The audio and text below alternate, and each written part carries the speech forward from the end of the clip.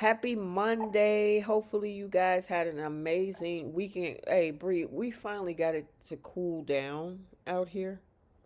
Oh, Now, okay. it's not chilly, but it's like 70-ish.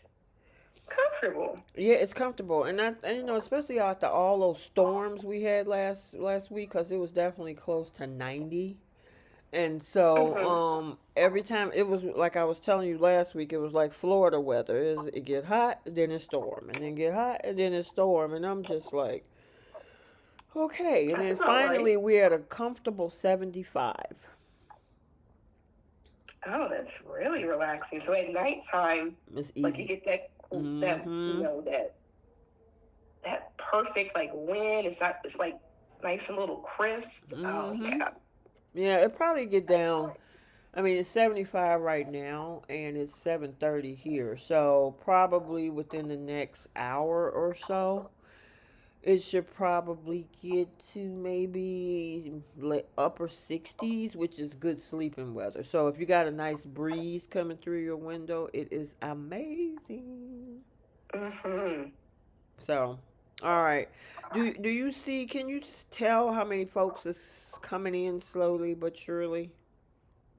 Let's see. We got 10 so far. Okay. They It's gonna probably just getting change. a notification. I Yeah. Yeah, I did have it pre-scheduled, so I'm hoping that. Hey, Sharon. Miss Sharon Rizzo is our first person in the house. Good evening. Happy Monday. Happy Monday. I What's forgot what up, day it was at first. Eula? Hey, Brooklyn. Hey, you guys. They coming on, and the usual suspects coming on in, girl. Mm-hmm.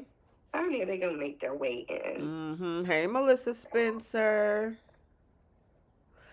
Yep, I'm kind of glad it's cooling down because it makes it easier on my skin because sometimes I get a heat rash in the summer. Ooh. Yeah, and so I have to make sure that I keep myself cool. So now that it's Mm-hmm. naturally cooler, it helps a lot. So, all right, we're going to go Wow. ahead and jump into this. It's about a couple of minutes past the 30-minute mark of the hour. Welcome you Mm-hmm. guys to Soap Corner Talk. I got myself T and I got my girl Bree. Keish, I think she'll be coming in the next half hour. And we'll be discussing The Young and the Restless, The Bold and the Beautiful, and Beyond the Gates for the week of June 8th through June 12th, which was Friday. We probably have, if you haven't, you may have, I should say, seen the episode for the 13th. I mean, 13th, the 15th, which is today. So you might have seen that, and we'll get a chance to maybe talk a little bit about it, especially with Beyond the Gates, because today's episode was, yeah, it was something else. Man, look like everybody's fighting for Emmys over there, daytime Emmys over there for 2027. So, Look, I can't wait for those nominations to come. I girl, think what's when do supposed they to be. come out? Let me look it up. I'm guessing July. Girl, that's next month. Let me see. That's a couple weeks from now. Yes, it is. That's right. We're in the middle of the month. Oh my Mm-hmm. God, this time is going by so. And listen, girl, I was enjoying daylight saving time. In about another week, we'll be going backwards again. Oh wow. I'm like, Yeah, oh, July. I'm enjoying it get dark at 9 o'clock at night. So it is in July, Oh, good. and then the award ceremony is scheduled for October 30th of this year. Ooh, well, let's look. I'm looking forward to those nominations, girl. Yeah, I can't wait either. So we got a couple more weeks until July. Yay! That is awesome, awesome, awesome. All right, so we're gonna talk about Young and the Restless first, The Bold and the Beautiful, and Beyond the Gates, and then we have 5 segments. Flip the script. Who's taking several seeds? Star of the week, pickle of the week, and the Simp Olympics. Is that 6 or 7? 6. I don't know. And then we have our. Oh, we didn't added so many over the past 4 years. So, and then we have our Audacity Award. So, Yeah. Melissa So says, T, did you see the recent interview with Brad Bell? They are filming in Monte Carlo with Steffi, Finn, and Sheila. He said it would change their lives forever. Steffi, Finn, and Sheila? Interesting. actually, so Monte Carlo actually has a festival Mm-hmm. that's going. I think it went on over the weekend, Mm-hmm. but Kimberly Brown and Jacqueline and Tanner, they were over there, and Catherine Kelly Lang were over there. I'm wondering what type of storyline are they filming over there with Sheila involved. I don't think we ever seen Sheila out of the country. Probably early on, but I can't even think. Not But recently. I don't even think on Y&R. yeah, that's a good point. I So don't know, if but she is filming for something over there, it's got to be something huge. We'll find out, I guess. yeah, especially when it has Steffi and Finn involved. Like, what happened? Mm-hmm. So, And then she said it would change their lives forever. That is interesting. Okay. okay. All right. So make sure that you guys hit that like button. Make sure that you're subscribed to the channel. Follow on other social media platforms such as a Facebook group, Instagram. I did post a couple of videos for BTG and Bold over there last week. So go over there and you can check those out. I've seen some of you guys in your comments. So I appreciate the support on Instagram as well. Okay.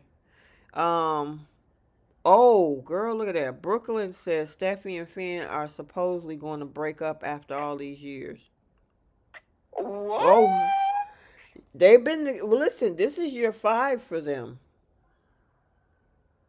Yeah, in soap world, that's way too long. Yeah, because they hit year 4. Wasn't it last year they were talking about that? Early last year, I think it was. So this would Yeah, either be year 5. I could be mistaken. Maybe it was 2024. But that would be year 5 or 6 for them. too long. Yeah. It's time to shake things up. But my question is, what is Sheila got? Is Finn the only thing I can think of besides Liam, which he's newly married to Hope? Only thing I can think of is that Finn decided to give his mother a chance, especially since Lee is her BFF. Who knows? I'm just speculating. I'm really curious about the storyline leading up to that. I didn't see this interview that they're talking about. Yeah, we gotta check that out, girl. That's gonna be interesting if they supposed to break up. I mean, honestly, maybe they have run their course. A lot of the fans don't find the two of them exciting anymore. And I think that has a lot to do with the fact that, Finn is just. They need somebody to spice him up. I don't know. Maybe spice. I He don't know. got the Well, right person to. Steffi. Yeah, Steffi usually. I don't know. Maybe she became too bossy. I mean, that's a way to spice things up too. I don't know. When they do their little scenes, or whether it's on the couch or the room, it doesn't have that fire to it. Yeah, and on top of that, I mean, Jacqueline been having her baby, so she been on and off screen. Right, that's true too. So and now we rarely get them in a love scene. Let me just say this, writers. If y'all are about to break up sin, please do not have her chasing after Liam again. Well, Liam kind of made it clear for himself that he is Team Hope and never Steffi. Girl. And then when he's with girl, that man is a waffler. He You won't be know, flipping them waffles. you know what I'm saying. So I don't know, and I know we're going off on a different tangent, but yeah, I don't. Um, Melissa said, "Do we think that they will break up Hope and Liam and put Liam back with Steffi? I hope not. I don't want to go. We had 12 years of that. That Yeah, back and forth, and we finally got Steffi a husband of her own, and we had Thope for a while when Hope decided to do something different with Thomas, and now they're back together, meaning Hope and Liam. Do we have to go back to that? I hope not. and on top of that, who like I can't see them putting those two back together. Mm-hmm. Um, I can see like Wyatt or them something. Wyatt and Hope for sure. And even if both, I think Annika had even brought that up at one point. But I mean, I don't think they're going to put Liam and Steffi together. There would have been a lead up to that, Right. where she would have like had a moment off screen thinking about him, that picture on the wall and everything. Right. But no, I can't really see them together. But I am Yeah. curious to see what leads up to, like, why is Sheila over in Monte Carlo? Yeah, that's interesting. I guess we'll have to find out. I mean, he's not going to give us all of the information in that whole, interview because he says it's supposed to change their lives forever. Okay. But We take they be lying. all the time. Like, his lies have a better storyline Right, his than most of line. the. Right. By the time he didn't put out spoilers about stuff, and then we're like, wait, that wasn't, no, that wasn't right. So, yeah, I'm No. just saying, girl, please. And they said, girl, please. Okay. Oh, God. All right, you guys, let us keep it moving. I know we went off on a tangent, but I know Melissa asked that question originally to us, about whether or not we've heard about this whole Monte Carlo thing. So that's how we got into the whole thing. So, anyway, let's get back on track. We're going to go ahead and get Young and the Restless out the way. And few things happened this week. We had the opening of the Shadow Room. We had actually Nicholas getting counsel. Well, he went to an AA meeting. I actually enjoyed that scene with him. Actually sitting down talking about what he needed to talk about. We actually ended up having Malcolm back. There's all this conversation about Nate going back to being a doctor, and then of course Stephanie is now chief of staff over at the hospital. Um, Lily got chancellor. The conversation with her and Billy was was very interesting. So we do have some stuff to talk about now in regard to the crossover. I did a video, a live. I think that was that Wednesday or Thursday. Do you remember when we talked about that crossover? I think it was Thursday. And we gave our opinions on the crossover. So I know some folks might have some more things to say. Feel free to do so. But the bulk of that conversation happened on June 11th when I went live on Thursday to just speak specifically on the crossover. So we gave our thoughts. Bree, are you still there? Oh, yeah, I'm still Oh, here. okay. All right. I didn't know. It got quiet all of a sudden. I was letting you do your thing, girl. Yeah, but please check out that video for the replay game. We'd like to check it out. But we were just beside ourselves with this crossover. Yeah, because it was weighted to one side where, there was definitely a lot of lead up to give reference or roll out the red carpet to one show versus the other side that was just throwing out blank statements like that fundraiser or Maryland, or instead of saying, it was the primaries, or I'm going to see the Duprees. They didn't bring up any of, it was, and then the tornado. Miraculously, Victor got from Maryland to Genoa City before the tornado happened. It was just weird dots not being connected. And then, of course, if you saw Young and the Restless for today's episode on the 15th, all of a sudden Diane came out of the woodworks just to show up at the fundraiser at the Yeah, at fundraiser. yeah, it was a fundraiser, and well, for Martin. But then now she's missing 2 days later with this whole new storyline of being kidnapped by another person. We've already went through Phyllis and Sharon going through this, and we're still hearing them talk about it. Now we got another young woman. I mean, got another woman that is also being kidnapped and all. I'm like, get some new material. I know. And like utilize the new characters that you have. Like it's finally nice to see Detective Burrows and everything. It's like, oh, okay, you're still on here. Good. Mm-hmm. But I'm like, we just got over the crazy psychiatrist storyline. Right. I mean, they were literally talking about it for about a good year. Mm-hmm. With Phyllis and Sharon. Even Sharon brought it up about like how trying to justify Phyllis's actions, saying like, "Oh, we went through this." Like, so we're still having conversations about that, and now we have another psychiatrist getting paid by the ultimate psycho on YNR. Yeah, and I just pinned Brooklyn's comment. She said this Diane storyline is going to be boring, in my opinion. I was just saying that. I couldn't even get through today's episode because I'm like, why are we even doing this?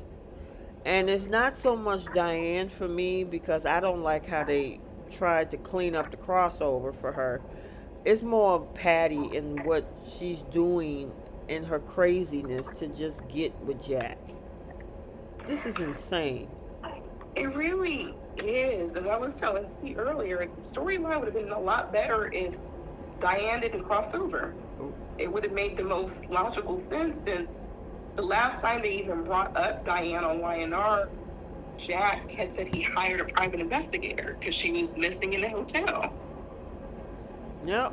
Or she hasn't shown up to the hotel. Kyle was given all that information, and they hired a private investigator. They could have went to Maryland for their own. It was already preset, so they can go to Maryland, then come back and say like, oh, she's still missing. She's whatever the case is, leading up into what we just saw here. Mm-hmm. So it's not any shade to the character Diane or Susan Walters, nothing like that when it comes to the crossover. But for the Abbott storyline, it would have made more sense if she didn't cross over. Yeah. Yeah, I mean, like I was saying, Victor showed up by himself. Jack and Kyle could have shown up by themselves. Yeah. So, I'm just saying. But I totally agree, Brooklyn. I couldn't even get through it. First of all, I didn't like how they tried to clean up the crossover, and second of all, I'm not interested in Patty doing crazy things just to get Jack. It's like, can we do something different? Yeah. And no shade to Stacy, but they could have utilized her a different way. I agree. I totally agree.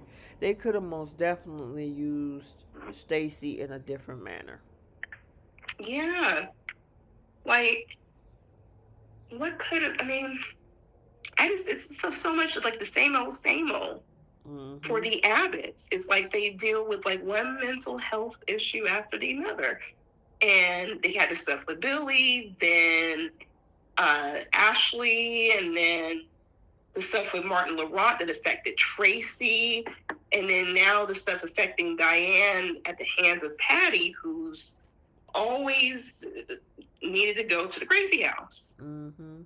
That seems to be the running theme with the Abbotts. You might as well call it the Abbott Asylum at this point. Mm-hmm. Yep. So I would have loved something completely different. Right. Like I wish we didn't have the essay storyline. Right. And I'll clean this up real quick. Mm-hmm. That they could have not had Jack in the essay storyline. He could have been attracted to a woman and they randomly hook up, let it actually be legitimate cheating, and then Diane decides to divorce him and then tries to go after Hap, and they'll replay the stuff that happened with the hurt him tearing up the prenup, and Mm-hmm. he's trying to fight for his legacy, try to fight for his company. Like, that would have been more interesting for me to see. Gotcha. Yeah. But we're here. Well, we're here, and obviously they're trying to shift in a different direction because the whole storyline with Phyllis and owning Newman and this whole AI stuff is pretty much wrapped up at this point because the Newmans got their Yeah. company back. But one of the great things that I was really excited about, and we can talk about that right now, is the fact that Phyllis did not walk away without anything. She ended up with Arabesque. And we have been talking about that on this podcast for the last month or so, that she need to at least get Sharon's company, if not work for the company, or at least let her walk away with something, which is Arabesque. Yes. Oh, I was so happy. I figured she would have extracted it herself and no one knew about it. Mm-hmm. But I mean, I was proud. I hate to say it, I was proud of both of them, both Victor and Phyllis.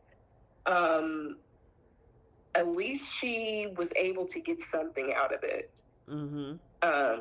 Because her kids aren't talking to her. What's that girl's name? Summer's out the country anyway, and then Daniel is just sitting like a bump on a log at somebody's restaurant, not paying any bills, not paying any rent.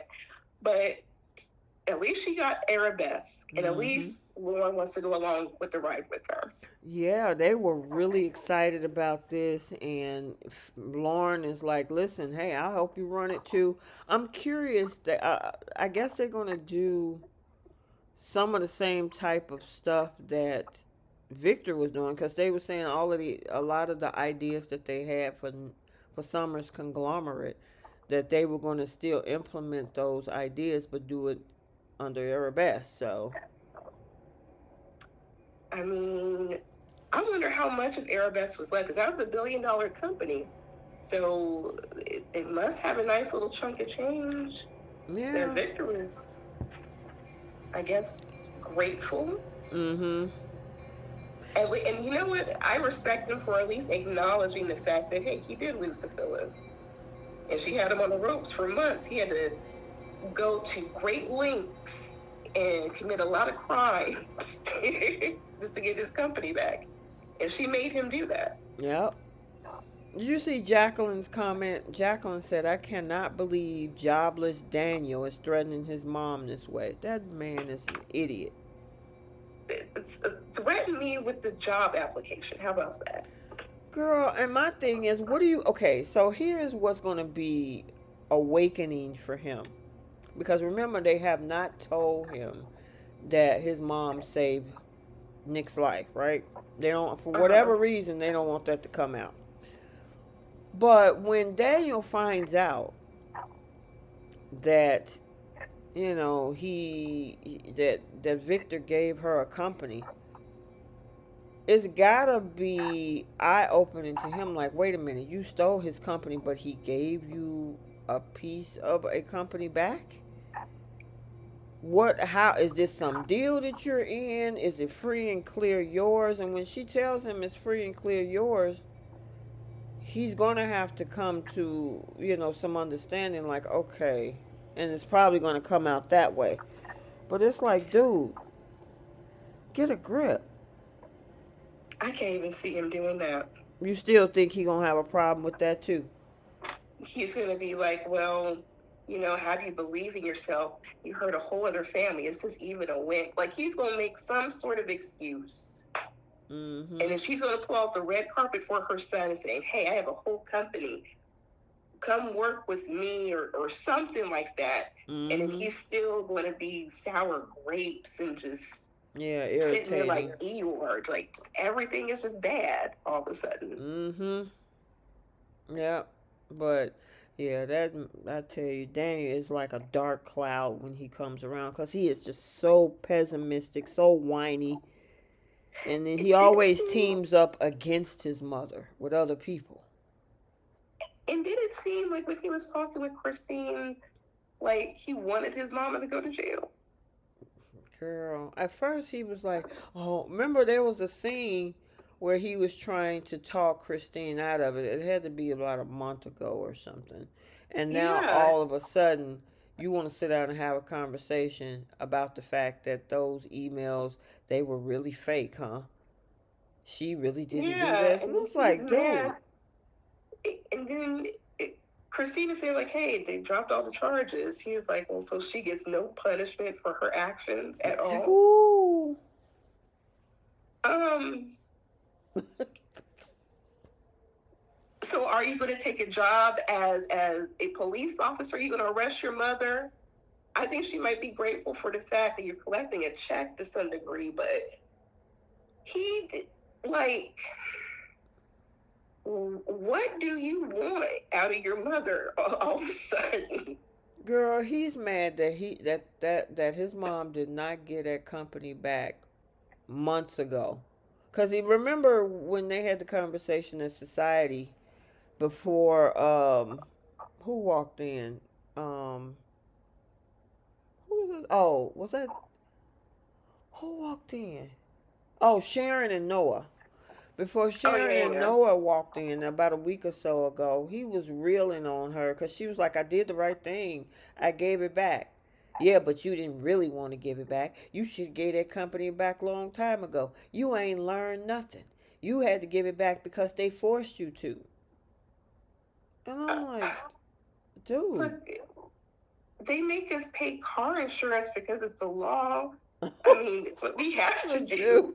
So I don't want to do it, but I have have to to do do it. it. Right.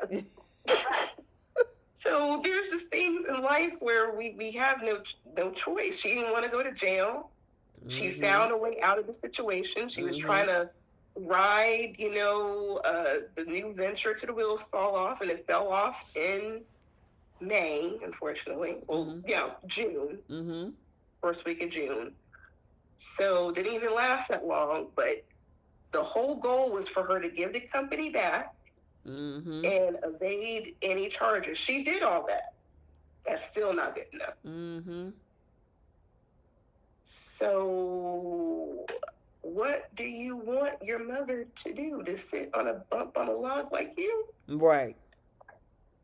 And bow down to the Newmans. That's what he wanted. He wanted, yeah. He was willing to say, well, she's not going to get no jail time. She's not going to learn nothing from this. She haven't contributed to anything. And I'm sitting up here like, okay, you know what, son? Next time you're in a bind like you were in 2024, don't call your mother for help. You figure it T, out. T, how does this man pay his bills? Girl, who knows? I don't Like, know how he don't have a job. He ain't even playing his guitar for dollars in the. You know, you got people that's out there actually trying to make some money. They play the music or whatever. They do that a lot here in like downtown Chicago. uh-huh. They play for money and people come and drop a dollar or two or something. He ain't even doing that. And I'm like, you learned the guitar, and we understand that. And then you got closer with Tessa, and Tessa, she didn't up and evaporated for some reason. Mm-hmm. So he ain't got nothing to do. He was always in everybody's business. Mm-hmm. And now that was his job. That was his entertainment that day. He Girl. can't be Tessa's shadow anymore, so he got nothing better else to do. And he's taking Mm-hmm. it out on his mama. Mm-hmm. Girl, just crazy. I mean, three different flannel shirts every time we see Daniel too. He's not trying to elevate nothing, style or nothing. Yeah, it'd be funny, girl. Oh goodness. Wow. All right. Let's see. Let's talk about and then we saw the shadow room. Um party, because I mean, obviously we. Oh, okay, you know what? Because that kind of ties into this. Before that, let's talk about Lily, because not only did Phyllis get a company, Lily got a company too. She ended up with Chancellor, and she was actually shocked by that. And she asked Kane to run it for her. This is so backward for Kane, primarily. First with Lily, I gotta give her credit. She believed in Victor. I wouldn't have. But the only reason she got that company is because he's still mad at Nikki. It would have Mm-hmm. been Nikki's, and Victoria called that out. But he's so mad and want to be petty, he gave the company to Lily. But she held out. I mean, out of the 8 times he's done her wrong, at least one of those times he followed through. But Kane, you had Arabesque, you had $1 billion. Now you're gonna work for somebody else's family company. It's not even her family either. Mm-mm. It's the Bond's family. Mm-hmm. And we haven't seen in dialogue where Lily has even told Devon yet that she's gonna have Kane to run it. So first of all, Devon, remember when she came back after playing the whole "I've been kidnapped" game? Mm-hmm. The first thing she went over there and told Nate and Devon over at the Chancellor Mansion was, "I did this for you, Devon, so you can, get part of your legacy back." And then once the whole storyline with giving Malcolm donor material, which I think was a bone marrow, now all of a sudden you want him to run it, because now you liking this guy. He gave, helped out and saved your dad, your biological dad. And now you like, okay, yeah, this is, I want to be over here. I'm gonna even have him run the company. I can't wait to see what Devon think about all this. Yeah, Lily has become dumb because I'm like, her life decisions. I agree with Devon. Her life decisions are just not all that bright. I mean, this woman could have shared in her own $1 billion empire that Kane had built. It was multi-billion. Mm-hmm. Yep. And she didn't trust this man to know what he was doing to build his company to $1 billion empire. Mm-hmm. But she trusts his business sense to run somebody else's company. Not even this, and he's an employee, he's a CEO. So him being an owner wasn't good enough. Girl, the writing is just backwards when it comes to this. It's Boy. just so crazy to me that you're in a situation where you take a billionaire and reduce all of his earnings only to go work for the same woman who couldn't stand him 10 minutes ago. Yes. And I'm like, Kane is accepting any form of crumbs. He's like, yeah, I'll do it, Lily. Absolutely, Lily. Anything you want, Lily. I'm so happy to be in your presence, Lily. Oh, you look beautiful. You look perfect. The sun, the moon, the stars, the sky. He will do anything to be in this woman's good graces. Well, I mean, not knowing that Victor is coming for him, because that's the other thing that happened this past week is Matt Clark trying to keep tabs on Kane because they want to strike at him again. And it's like, And okay, the so what is way, Victor going to do when he finds out that Lily's got him running Chancellor? You gave it to right, her. She can do what she want with it.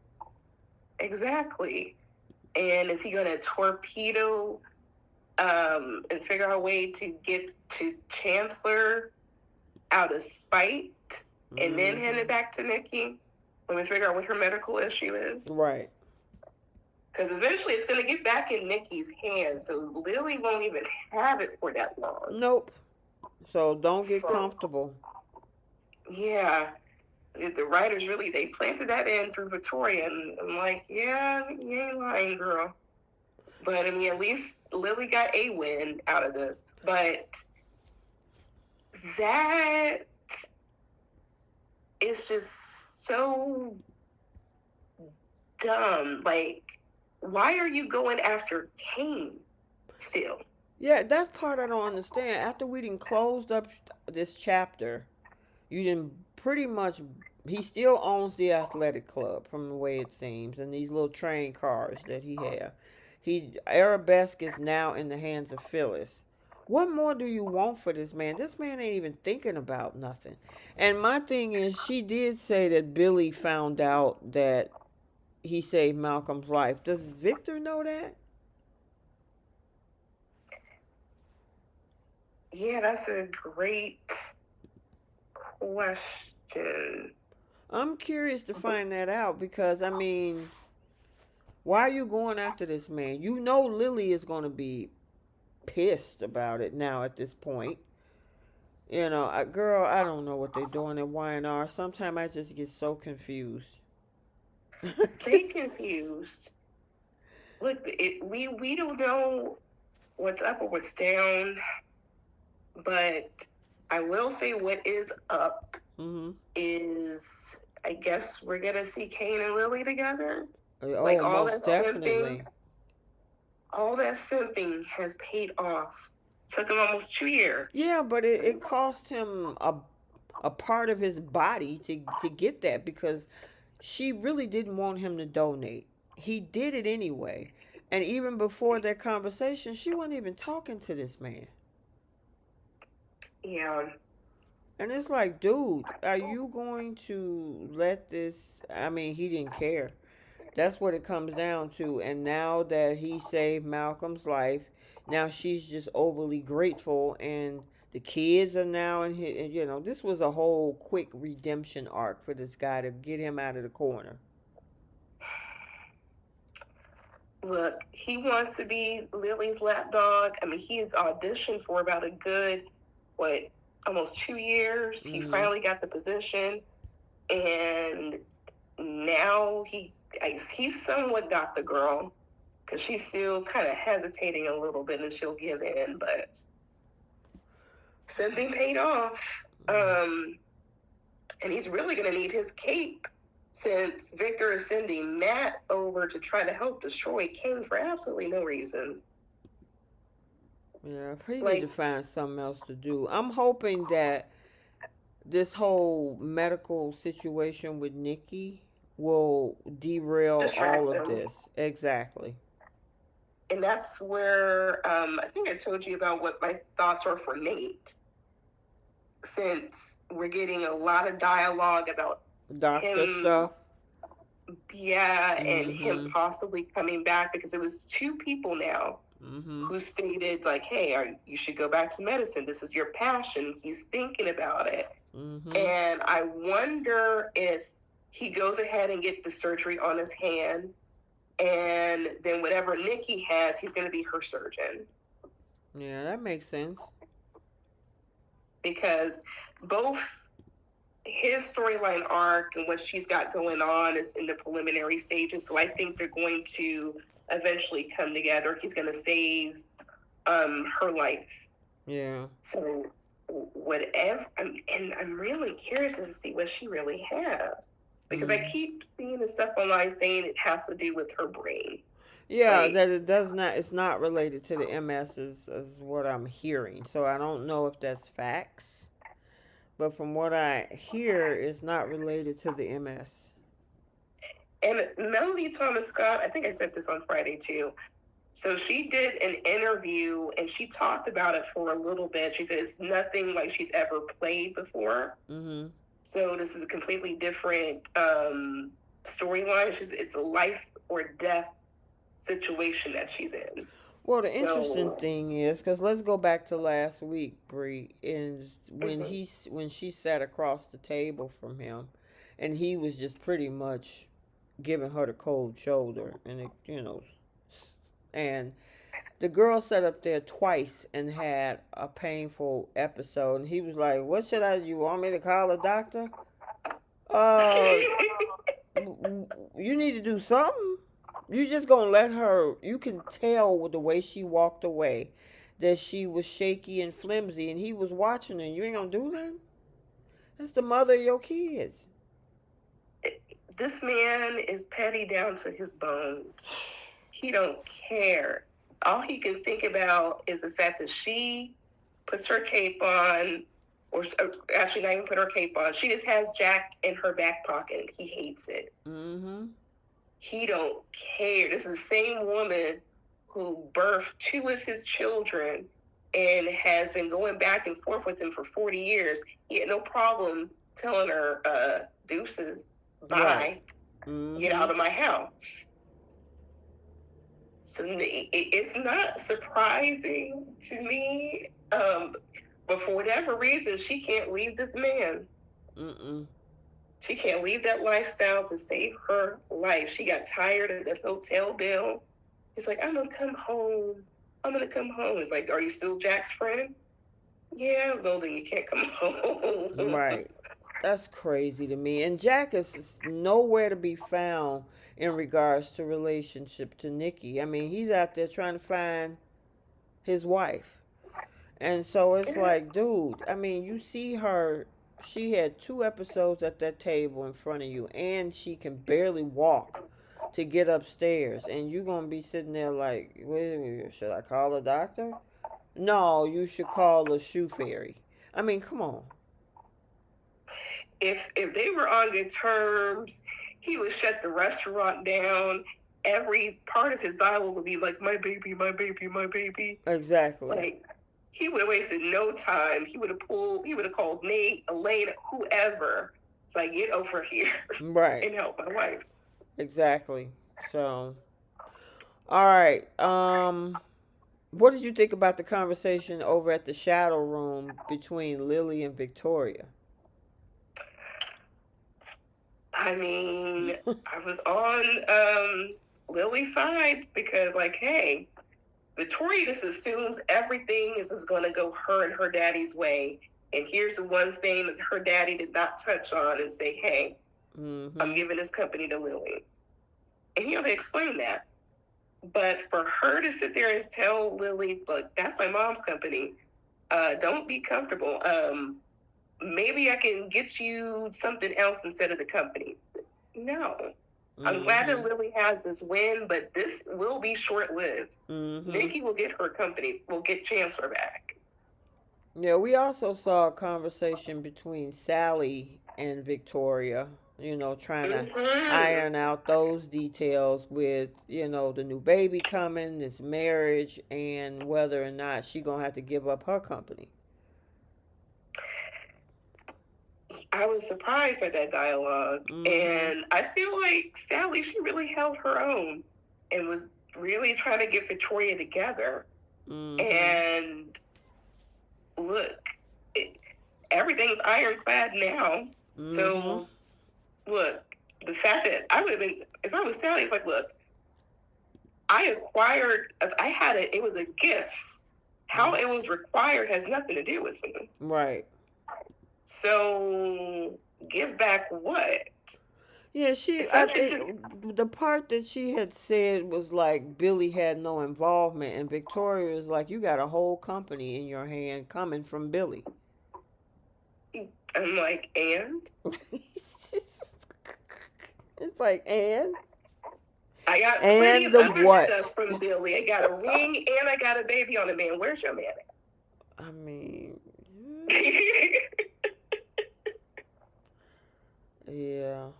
Everything coming up roses for Sally. That's exactly what I would have said. Company, man, and a baby. And a wedding I'm planning. Yep. That was funny.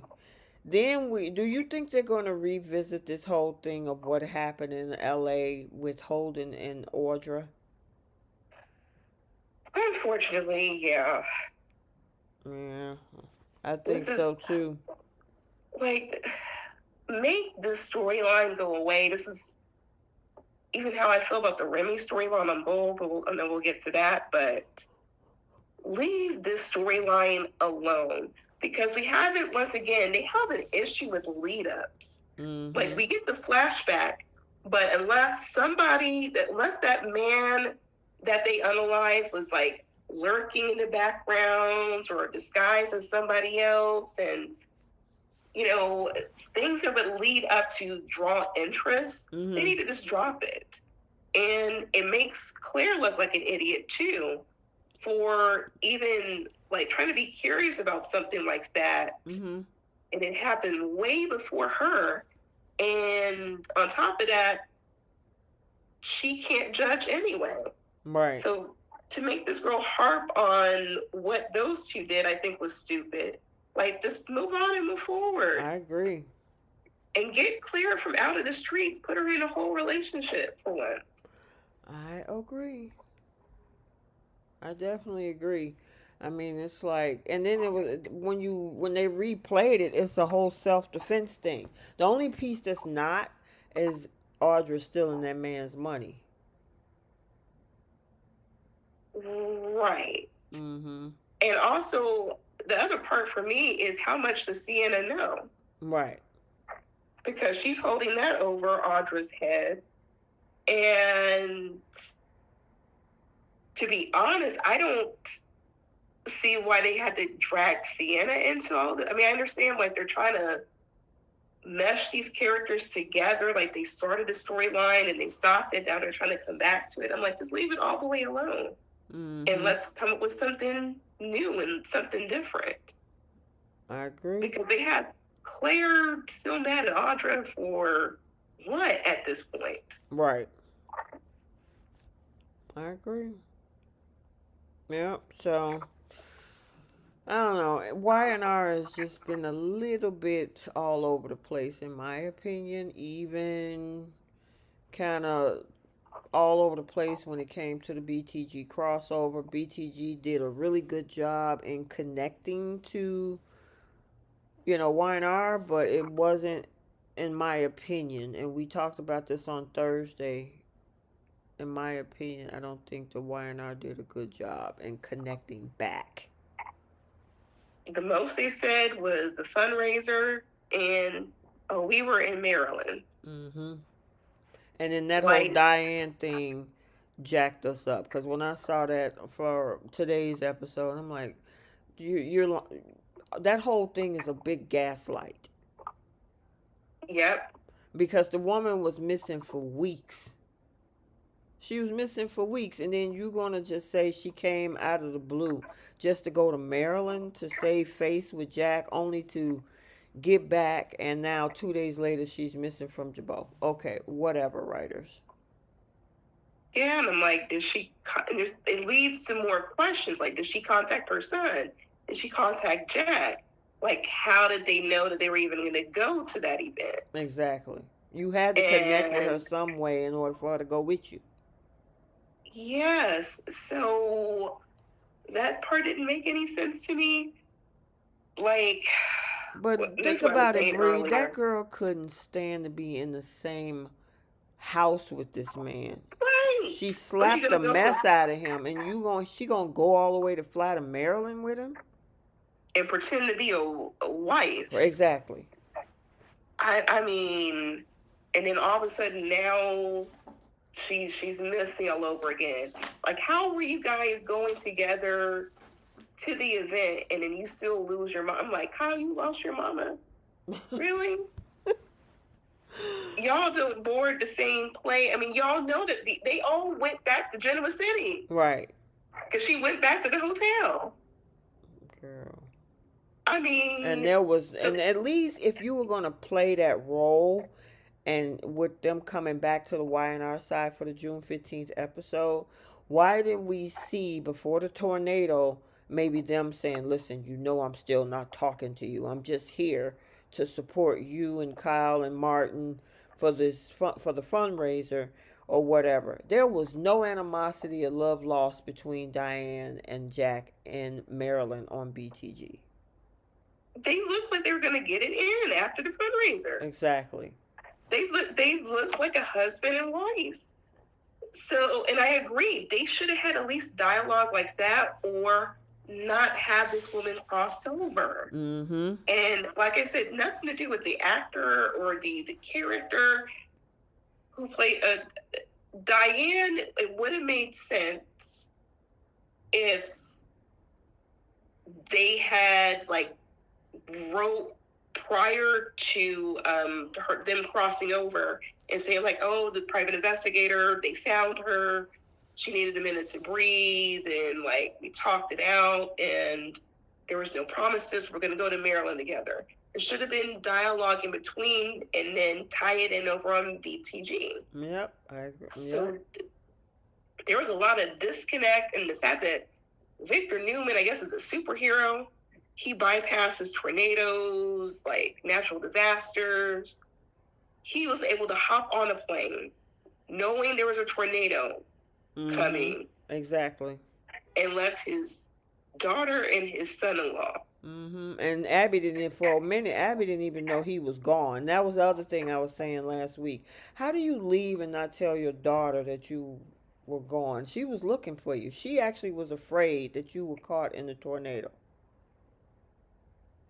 You couldn't say, hey, Yeah. Abby, I'm headed back, or send a text message, I'm headed back. She had to find out from somebody else that, yeah. Her own daddy is okay. And she had other people looking for him, and I mean, Diane showed concern to see where Right. Victor was. Like, Go figure. I mean, go figure. But we got what we got. So over on Y&R, Diane is missing again. Yep. And the stupid storyline about, yeah. And this carries on into tomorrow as well. With it's just being the Abbotts and this whole ordeal. Yeah. It's like copy and paste of what we just saw with Phyllis and Sharon. Oh wow. Yeah, I definitely gotta check that out. One other thing before we kind of move forward is we saw that conversation between Phyllis and Sharon, which we kind of talked about just a little bit earlier. But now all of a sudden they BFFs. I wouldn't trust Phyllis with anything. She's a fair weather friend. And she was, we heard her say, well, you were just going down the right path, but, I still wanted to be. No, you was talking trash with the Newmans about her. Yeah, telling all of your supposedly friends' business and private conversations. But all of a sudden, now that the company's back in the Newman hands, now you want to be her friend all of a sudden. But at least she stood up to Daniel, and then she actually went to go find Phyllis. I'll give her that much. Yeah. But she is whole fair weather friend. Go from talking with Phyllis and then talking to Victoria and Chelsea and saying like, I can't believe she did this. Like she this is, how dare they do this to the Newmans? I love you guys. I'm like, and they back to being BFFs again. Oh my God, we survived this together. I'm like, girl, stop it. You know what I wish for Phyllis now that she has Arabesque? I want her to turn it into a $1 billion corporation. I hope so. It depends on the writers. That's what this is going to come down to, on whether or not they decide to, make it where she really blow up in a good way. So if they're listening, we know they listen. I would love for her to be the first woman on this show to go head to head with these power players. They have Victor, they have Jack, these are, and Devon, like these billionaires. Let her be the first female billionaire on the show. Girl, well, we shall see if they actually make that happen. Yeah. So, okay. I'm trying to make sure. Oh, that whole thing was so corny. Where they was, we had Victoria, Adam, and Matt Clark trying to convince. Matt was trying to convince Kane on hanging out and stuff like that, and he tried to be like this big fan of his. And it was like, I'm like, First of all, why are we even doing this? Victor just need to find something better else to focus on. Which, with Nikki, he probably will. So, and we kind of Yeah. talked, we touched on that earlier. So, You know how this man, his pettiness can multitask. We'll girl, see. yep. So, all right, did we cover everything for YNR? I believe we have. I was very impressed with Josh Morrow. I think we talked about that earlier. Right. Mm-hmm. Um, he'll definitely probably get a star for me this week. Mm-hmm. That was a great scene. It But was. I mean, in the midst of all this other stuff, if I were to give it a rating, probably a solid C this week. I'm gonna give it a C minus because the crossover just didn't jive. Yeah, like they did the social media stuff, but I don't know what it was. They had enough time to adjust the dialogue. Yes, they did. Because that crossover was filmed early February. Yep, yes they did, and unfortunately it didn't connect. I mean, it was so much lead up on BTG. I keep saying that, but Young and the Restless, it was just yeah. So we definitely give them a roast when we did this live last Thursday. Yeah. So all right, enough of them. Let's go over and talk about the bold and the beautiful. And it's just been a fishing expedition when it comes to finding out who Logan's new designer is. And it's just like, okay, if they was to come over there to Forrester to find out what they're going to be releasing, they'll be put out the door. Y'all just feel way too comfortable coming over there. And even Electra. And I saw Trish. Shout out to Trish, you guys. If you guys don't remember her, she was also a co-host on the show a couple years back until she lost her husband. She's doing good now. But Trish was like, Electra's annoying. She really is. And I'm like, why is she worried about everybody else's place of employment? Doesn't she run like a whole jewelry line? Girl, yeah, she's talking about, give me, just tell me. You told me you'll never lie to me. Man, that's intellectual property. There's contracts involved and things like that, NDAs. You think Will is obligated to tell you that because your relationship says otherwise? Right. And he could be breaking his own contracts and his own confidentialities, just doing that, and it has nothing to do with her. She works in jewelry. So being nosy. Yeah, and I'm like, you worried about everybody else's job. You worried about Dylan's job and Will's job, everybody else's job, but your own.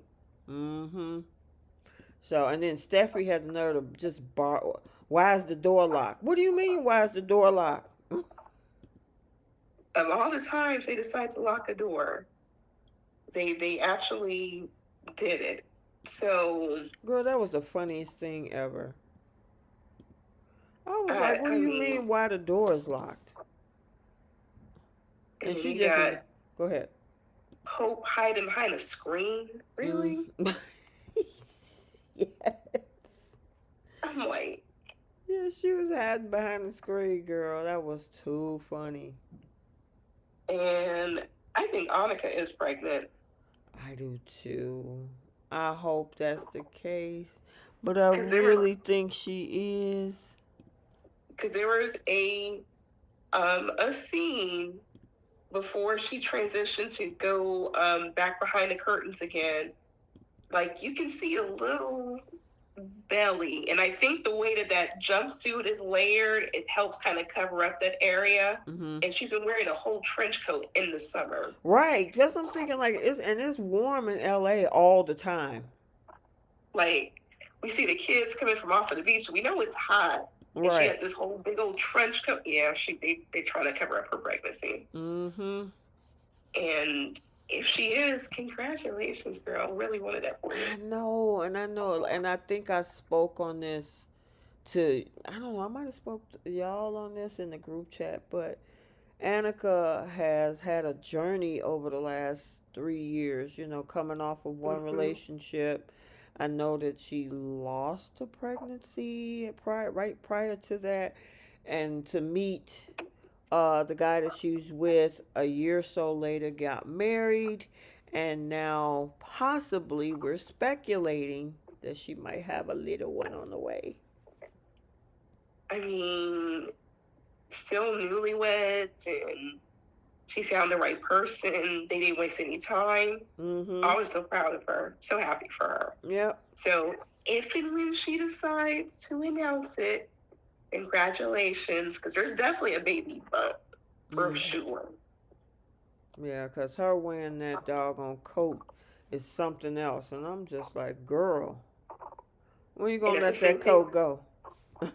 It's the same thing they did with Lily Yep. last year for her pregnancy. Mm-hmm. Because every time we saw her, she always had the black coat on.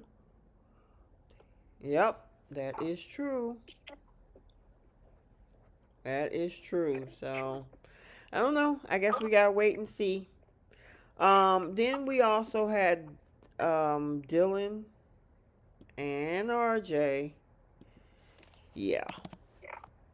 These So, nasty kids, just like, y'all just came from the ocean and you don't take a shower, but you're gonna be all over each other. I'm like, ugh. that I'm a was, germaphobe, y'all. yeah, that was, what's it, the other two, Electra and Will. Yeah, no shower, just just getting it in. I mean, it was Mm-hmm. so nasty. Like, you don't know what's in the ocean. Mm-mm. And you'll be kissing each other all up in the I was like, oh god, these kids are so It's like, nasty. oh gosh, what are they doing?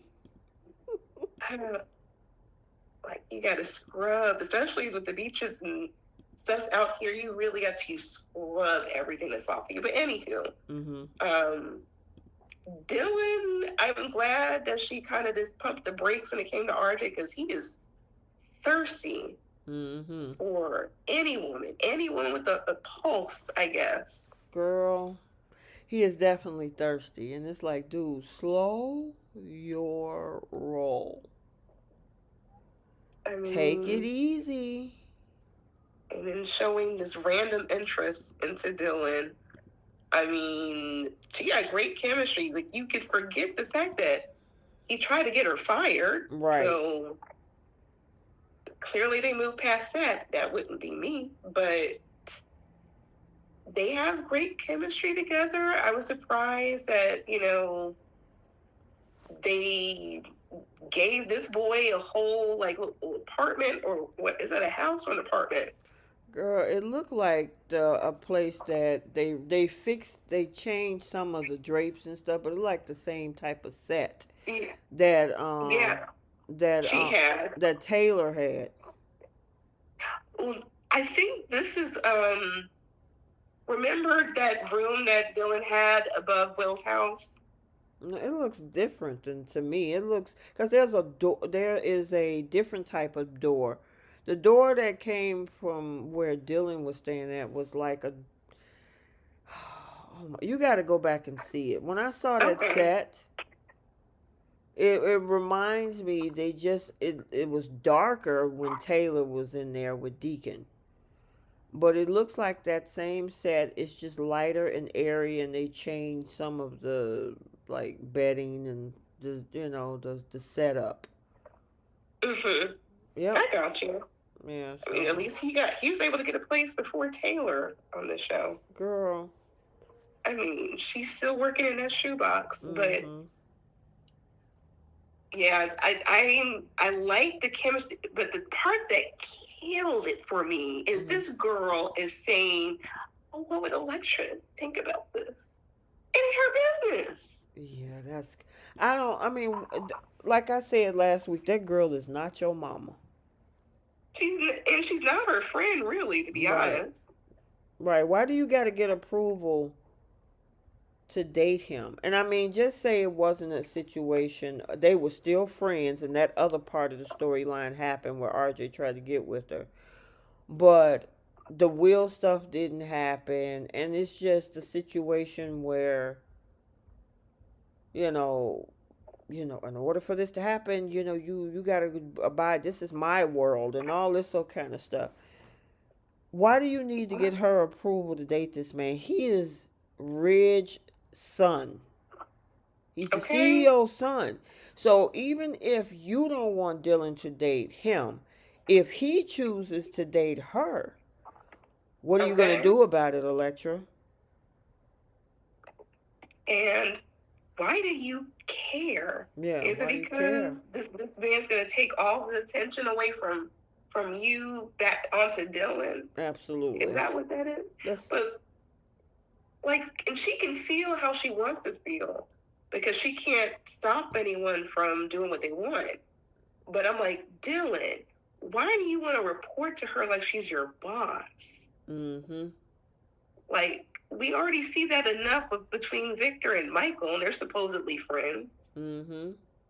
But you got to check with that girl to let her know that you're going to date somebody. No, it's Right. none of her business. Okay, so what if you do tell and she says, I forbid you to date RJ? I mean, what, you gonna do it?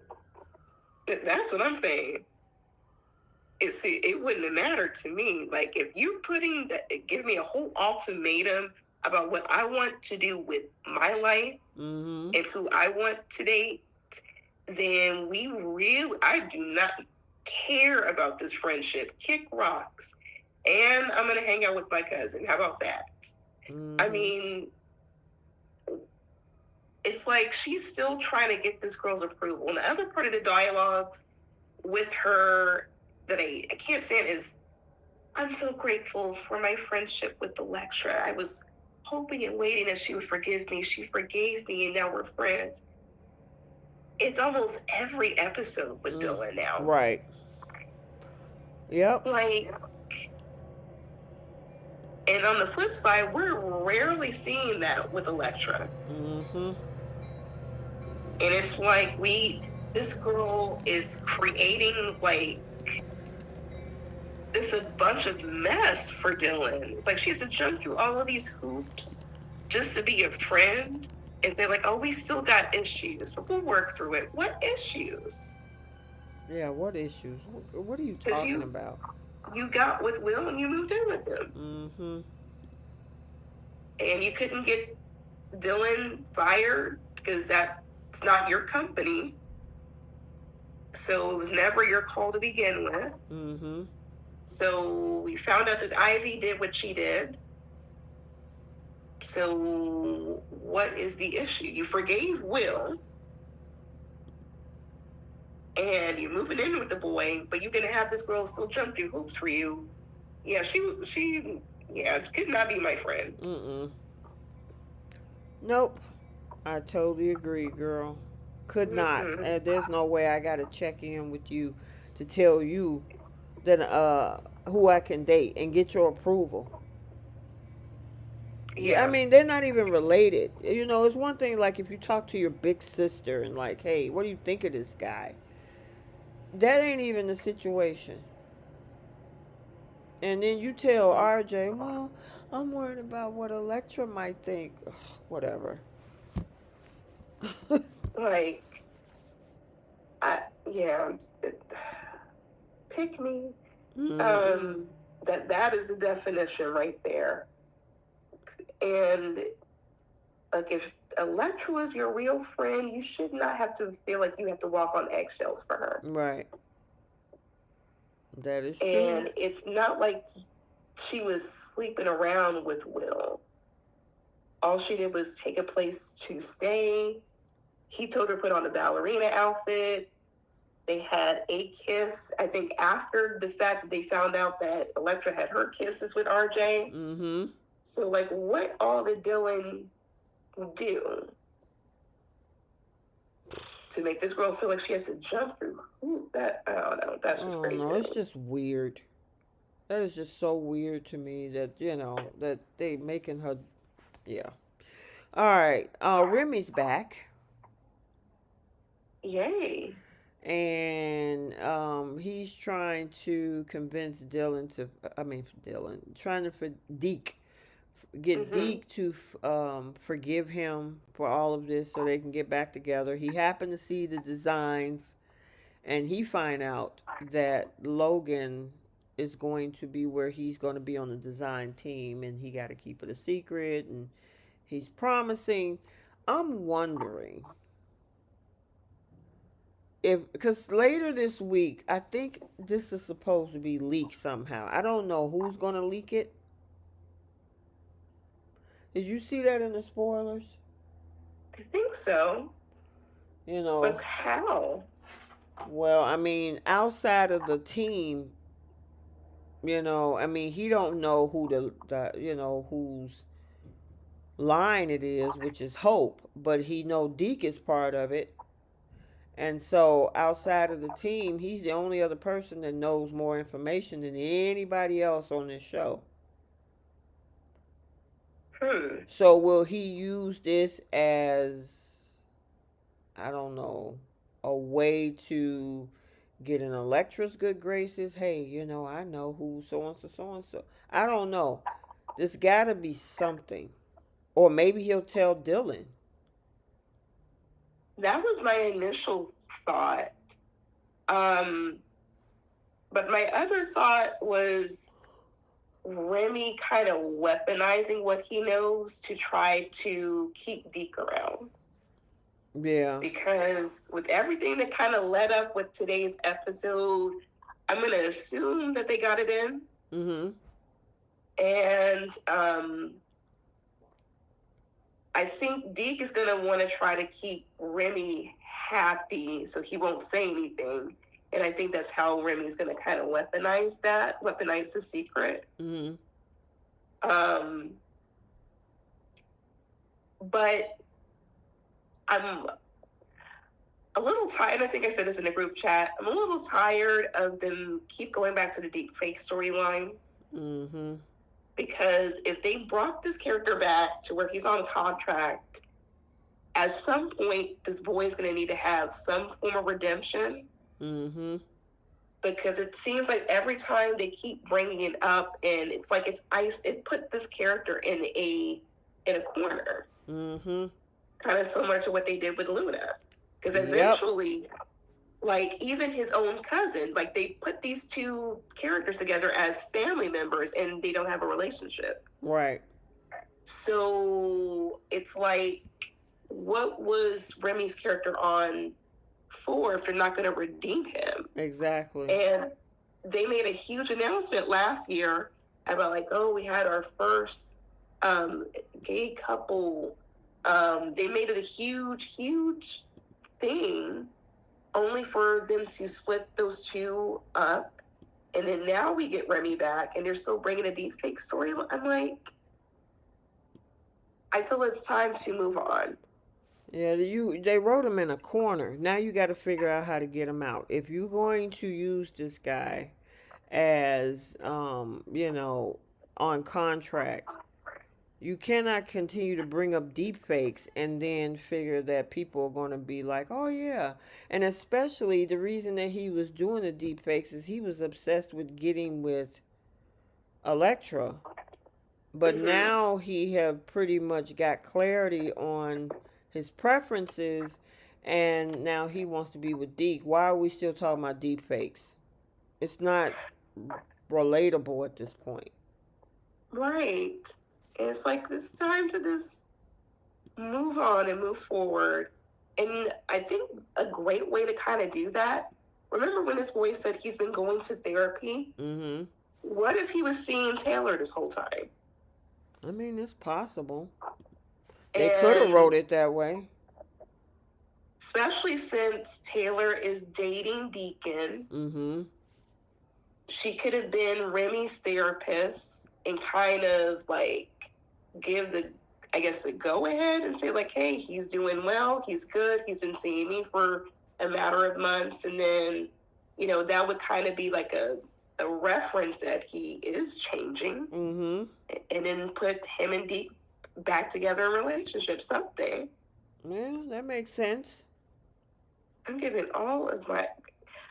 Give us our producers credit. We know you guys are listening.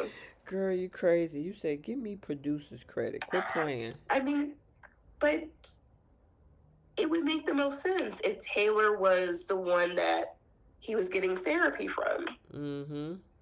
and witness, him changing, and then, she would talk to Deke as her future son-in-law or stepson, Mm-hmm. and say like, hey, I work with him, he's changing, and yada yada yada. Like, I think that would have made more sense to me. I agree. I mean, they gotta redeem this boy at some point. Yeah. I mean, the more you bring up them deep fakes, which was a horrible thing, Yeah, to do to somebody, but then you turn around and you switch his prep. Well, I don't know. I mean, I don't. I'm not going to speak heavily on that, but you guys understand where I'm coming from. yeah, It's at this point, why are we even still talking about that? Because of the fact exactly. that y'all trying to redeem him, put the boy on contract. So something has to happen. I don't know what, but something has to happen in order to write him out of that corner.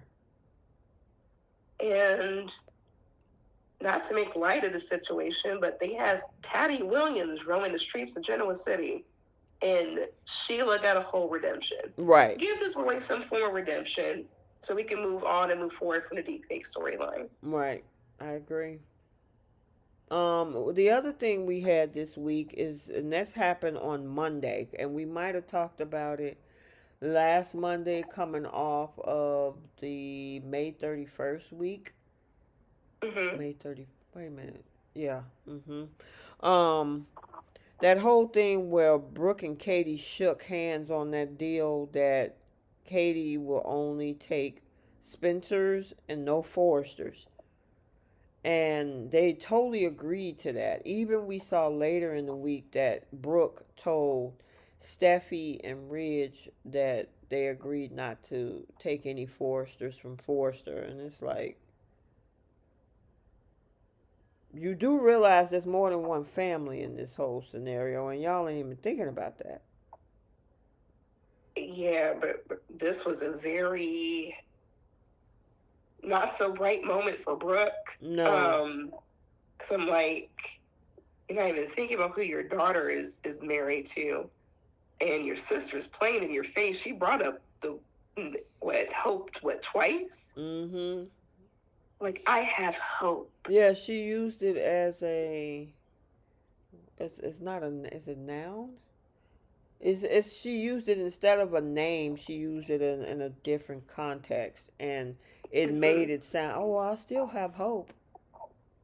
And and because that name can be used, or that word or name can be used in multiple ways, it went right past Brooke's head. And you also got entendre. Oh, wait, what happened? what did you say, Keish?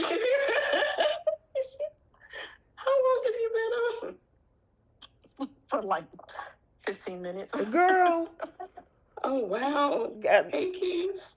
girl, you should have said something. I know you come in around I'm just bold. listening to y'all talk Oh, okay. because I'm also I don't want to smack in the phone or anything. Oh, you was eating. Okay. Did you have anything that you wanted to speak on about the Dylan situation or RJ or any of the stuff we talked about? Not really. I mean, my opinion is the same as you guys, where it's just ridiculous how Dylan is so desperate for Electra's approval, and also RJ is ridiculously thirsty. I didn't. Yeah. It creeped me out in the episode on Friday when he was talking about how he got that place, and he's basically like, I Yeah. feel like he got the place so he could sleep with Dylan. Yeah, that's what the Like way that's it the way he sounded. presented it to her. That's That's the the way way he it presented it sounded to to her. And it's me like, too. yeah, it's like what a creep. But I haven't seen today's episode yet, so I don't know what happens. Euphemism. Yes, right. Yeah. Thank you, They. Devon. Oh, you haven't seen today's episode. I don't want to spoil it for you. Mm-mm. Oh, I don't care. Oh, I'm okay. fine. Well, yeah, she put the brakes on that. Well, good for her. Yeah, temporarily. I Mm. mean, I there's think. nothing wrong with it.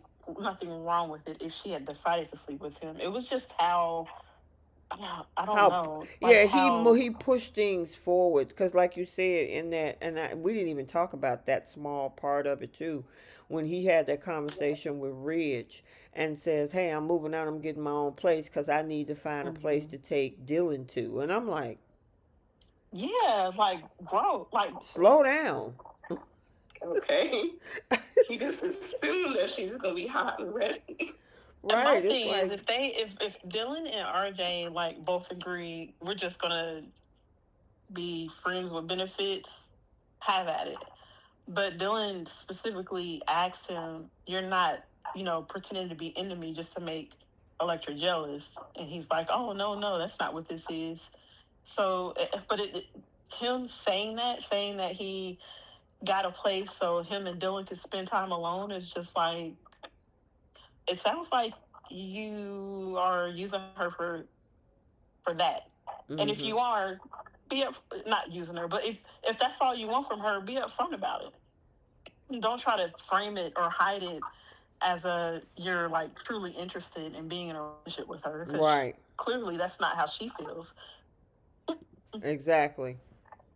So I don't know. He's just RJ's being a way too thirsty, and to me, it's obvious that he's going to do this to upset Electra or to try to upset Electra. Mm-hmm.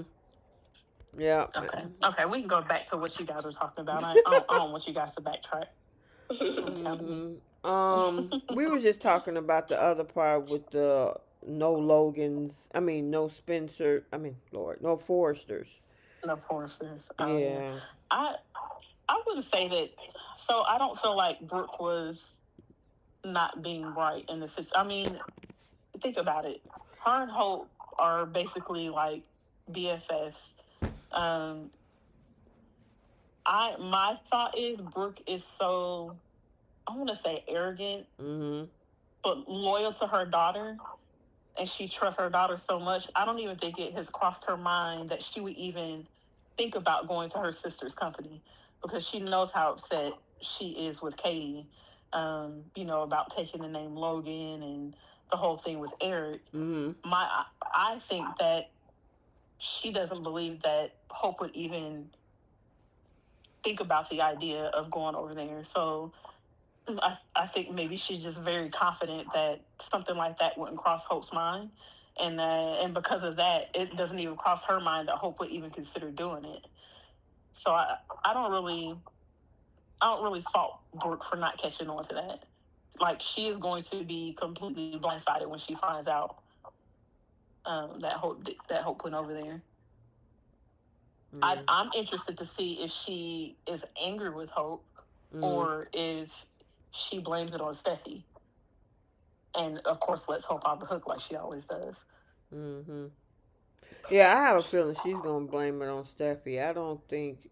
See, you should have pushed her line quicker and blah blah blah blah blah. And she, Yeah. yeah, I don't see Bro- her. She gonna be mad at Steffi and Katie. Yep. I, I think if she's gonna be mad with Steffi, then she's gonna be mad at Ridge too, because they both told Hope to wait, and then they told her that they'll revive her line. Mm-hmm. And Brooke understood as to why. She got tired of seeing the numbers. She's like, as long as you bring it back. And they told her they're gonna bring it back. So I can't see her blaming Steffi particularly. But she's gonna blame. Yeah, girl. She's I she's mean, in going a to blame. rational state of mind, yes. She's going to blame Katie and Bill.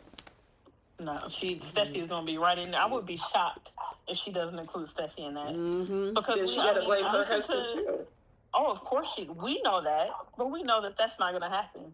But listen to Hope. Hope is still only blaming Steffi. Right. She doesn't include Ridge or Eric in the blame of why her line isn't in production right now. Mm-hmm.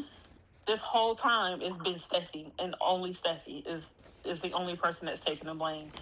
Every once in a while you'll hear Bill, of course, throw Ridge in there, but Katie, Hope, even Liam have all said, well, Stop it. Steffi's so mean to her. Steffi does this. Steffi stresses her out. Steffi is so unfair to her. This has all been a Steffi um, production in their mind. So I would be shocked if Brooke doesn't also only blame Steffi when this comes out. Mm-hmm. I mean, the reason I say that I don't think that she will, because even the stuff that just happened with Eric and is causing an issue between the sisters to begin with, she's not blaming Eric, even though he made his way over to Katie. All the heat is still on Katie and Bill for that. And I feel with Hope jumping ship, she's going to direct all her anger and her frustration to Katie and Bill. It would look ridiculous, and I know from like a viewer standpoint, for her to go after Steffi without going after Ridge for Hope leaving. And Hope made a choice to put herself on a leave of absence, which is crazy. Just quit, girl. And then decided to work over at the competitor. That was all Hope's decision. And I When think has that she she's ever held Hope accountable, though? no, I don't think she's gonna hold Hope accountable. She's gonna put the blame on Katie and Bill. Oh, they're going And to so get like some of it, but I Yeah, can. they're gonna get some of it too. Yeah, they're going to get some. We're not saying that it's going to best just be Steffi. It's going to be all three of them. I can't even see Steffi in the midst of all this. We'll see. I just don't. All of this build up is because of the two sisters. I think Katie's gonna get probably the bulk of everything to build up that tension and build up that heat. Let me see. Okay, I'm going to put a poll out. I'm kind of curious of what they think too. Mm-hmm. Let me see. Where's the On the poll? flip side, Mm-hmm. if they were to write it where Brooke would have been like, I should have fought for the CEO position and not Steffi. Like, Hope is not Hope. Brooke is not even in that mindset. She conceded and said, "Hey, you're a great CEO, Steffi. I agree with my husband." Um, and all she asked for was for them to bring up is to revive Hope for the future. And they made a promise to do that. Anything that Hope decided to do was her choice. And all she's going to do is say, like, oh, you just keep stealing stuff from the Foresters. Now you stole my daughter. Now you did this. And I feel like the heat is mostly going to be on Katie. I do agree for the most part. This is going to be her versus Katie thing. She's going to be definitely be pissed off at Katie, but I think her initial and the underlying will be if it wasn't for Steffi, Oh, that'd be so stupid. none of this will happen. It would be stupid, but I mean, when it comes to blaming Steffi for stuff, it's always 99.9%. It's not even Steffi's fault. That's just who they look to blame for something. Right. Because everything that goes wrong in Hope's life is always Steffi. It's always her fault. Mm-hmm. And that messy perfumer lady, Mm-hmm. remember her talking about like, oh, it didn't seem like Fanny. they wanted to bring. Yeah, they were looking to bring up Hope for the future. I offered to give my perfume to them, but it didn't seem like Steffi was interested in relaunching that. That ain't what Steffi said. Now you just assuming and speculating. Trying to put words in people's mouths.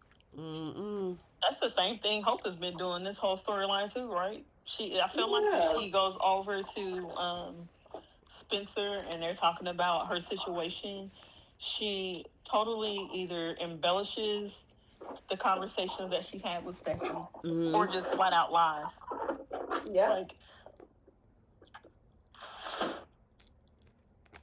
and it's like she has to put all this razzle dazzle on her conversations with Steffi in order to get people to empathize with her or be on her side. And it's like, actually, you really don't even have to do that, because for the most part, they were all just going to be on Hope's side no matter what. Mm-hmm. Mm-hmm. Even if Hope had explained to them what Steffi explained to Brooke about the return on investment for Couture is however many times higher than what we would get with Hope for the Future right now. Um, all of that stuff, it wouldn't matter. Liam, Katie would still say that Steffi was wrong and that she should have paid more attention to Hope for the Future than Couture. Mm-hmm.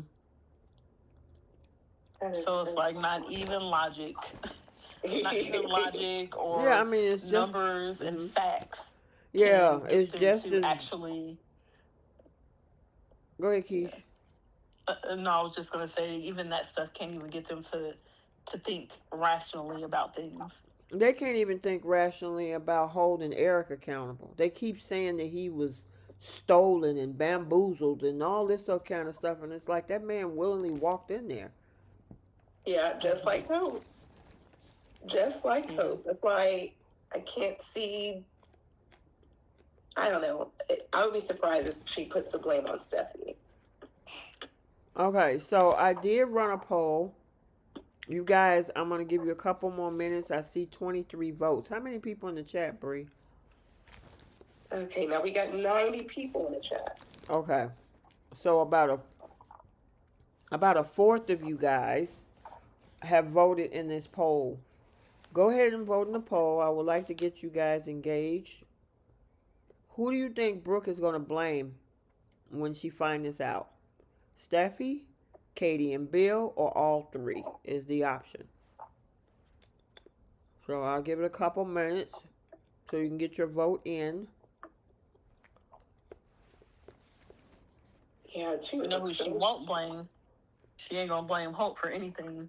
Hmm. She's gonna say, "Oh, you had to do what you had to do for your career. I totally understand, but your aunt had no business, or Steffi had no right."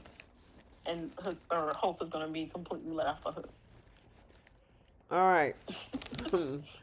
Okay, so 26 of you guys, or 27, I see a couple of them still coming in, said that Steffi will be blamed at 15%, Katie and Bill at 36%, and 50%, all three of them.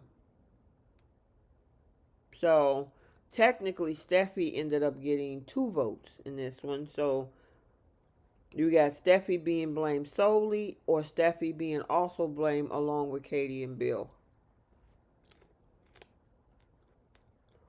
I'm curious to see if we're all wrong. And what if she lashes out on Hope? And let's say, because that would be a really good scene. Like if they lash out at each other, like you didn't fight for me, I had to do this, and Brooke is like, all I've done is fight for you and keeping your secrets and stuff for you, and then kicks her out. That would be the day. That would be July sweeps. That would be the best avenue they could take, because everybody is expecting the outcome to be what the poll was. It's going to be either Steffi or it's going to be Bill and Katie, and Hope is going to be nowhere in that blame. And if they were smart, they would actually, for once, which I don't think we'll get because they already have her beefing with Katie, but for once, they will actually have Brooke and Hope at odds with each other for more than just a day. Mm-hmm. And have Brooke actually drag her, or you know what, I can't even necessarily say drag her, because she wanted to make a move for her career, fine. Maybe drag her for lying to her face. Mm-hmm. Yeah. Or, you know, betraying her or whatever. But for once, they would have her actually, because I feel like Brooke backs down from Hope.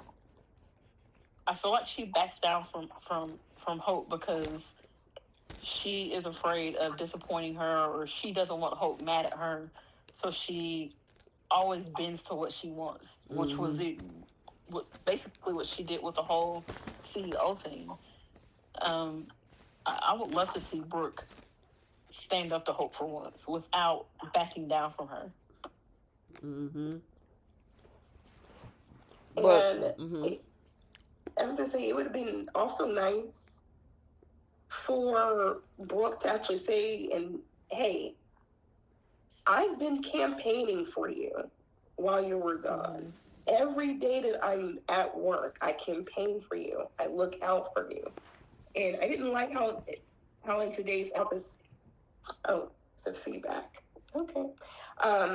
I don't like how in today's episode she said, "Oh, I could have fought harder for you, Hope." No, you. What more can you do? You're not an owner, Right. and She if said she's that. someone, hmm? Brooke said that to her today. Yeah, talking about, "Oh, I wish I could have fought harder for you." How much harder are you going to fight for your grown daughter? And if she's so unhappy, she's in charge of her own happiness. Mm-hmm. She should have been woman enough to quit. But she wants to have her foot out still to jump back to Forrester if the line over at Katie's doesn't succeed. I think that's the sole reason why she can't be a woman enough to quit. Because this is a breach of contract. Mm-hmm. And she still got her one foot in, probably still collecting a check over at Forrester, and also trying to work over at Katie's fashion house. Because she's still listed technically as an employee. Yeah, she is. Mm-hmm. Yeah, she's still an employee. They should have.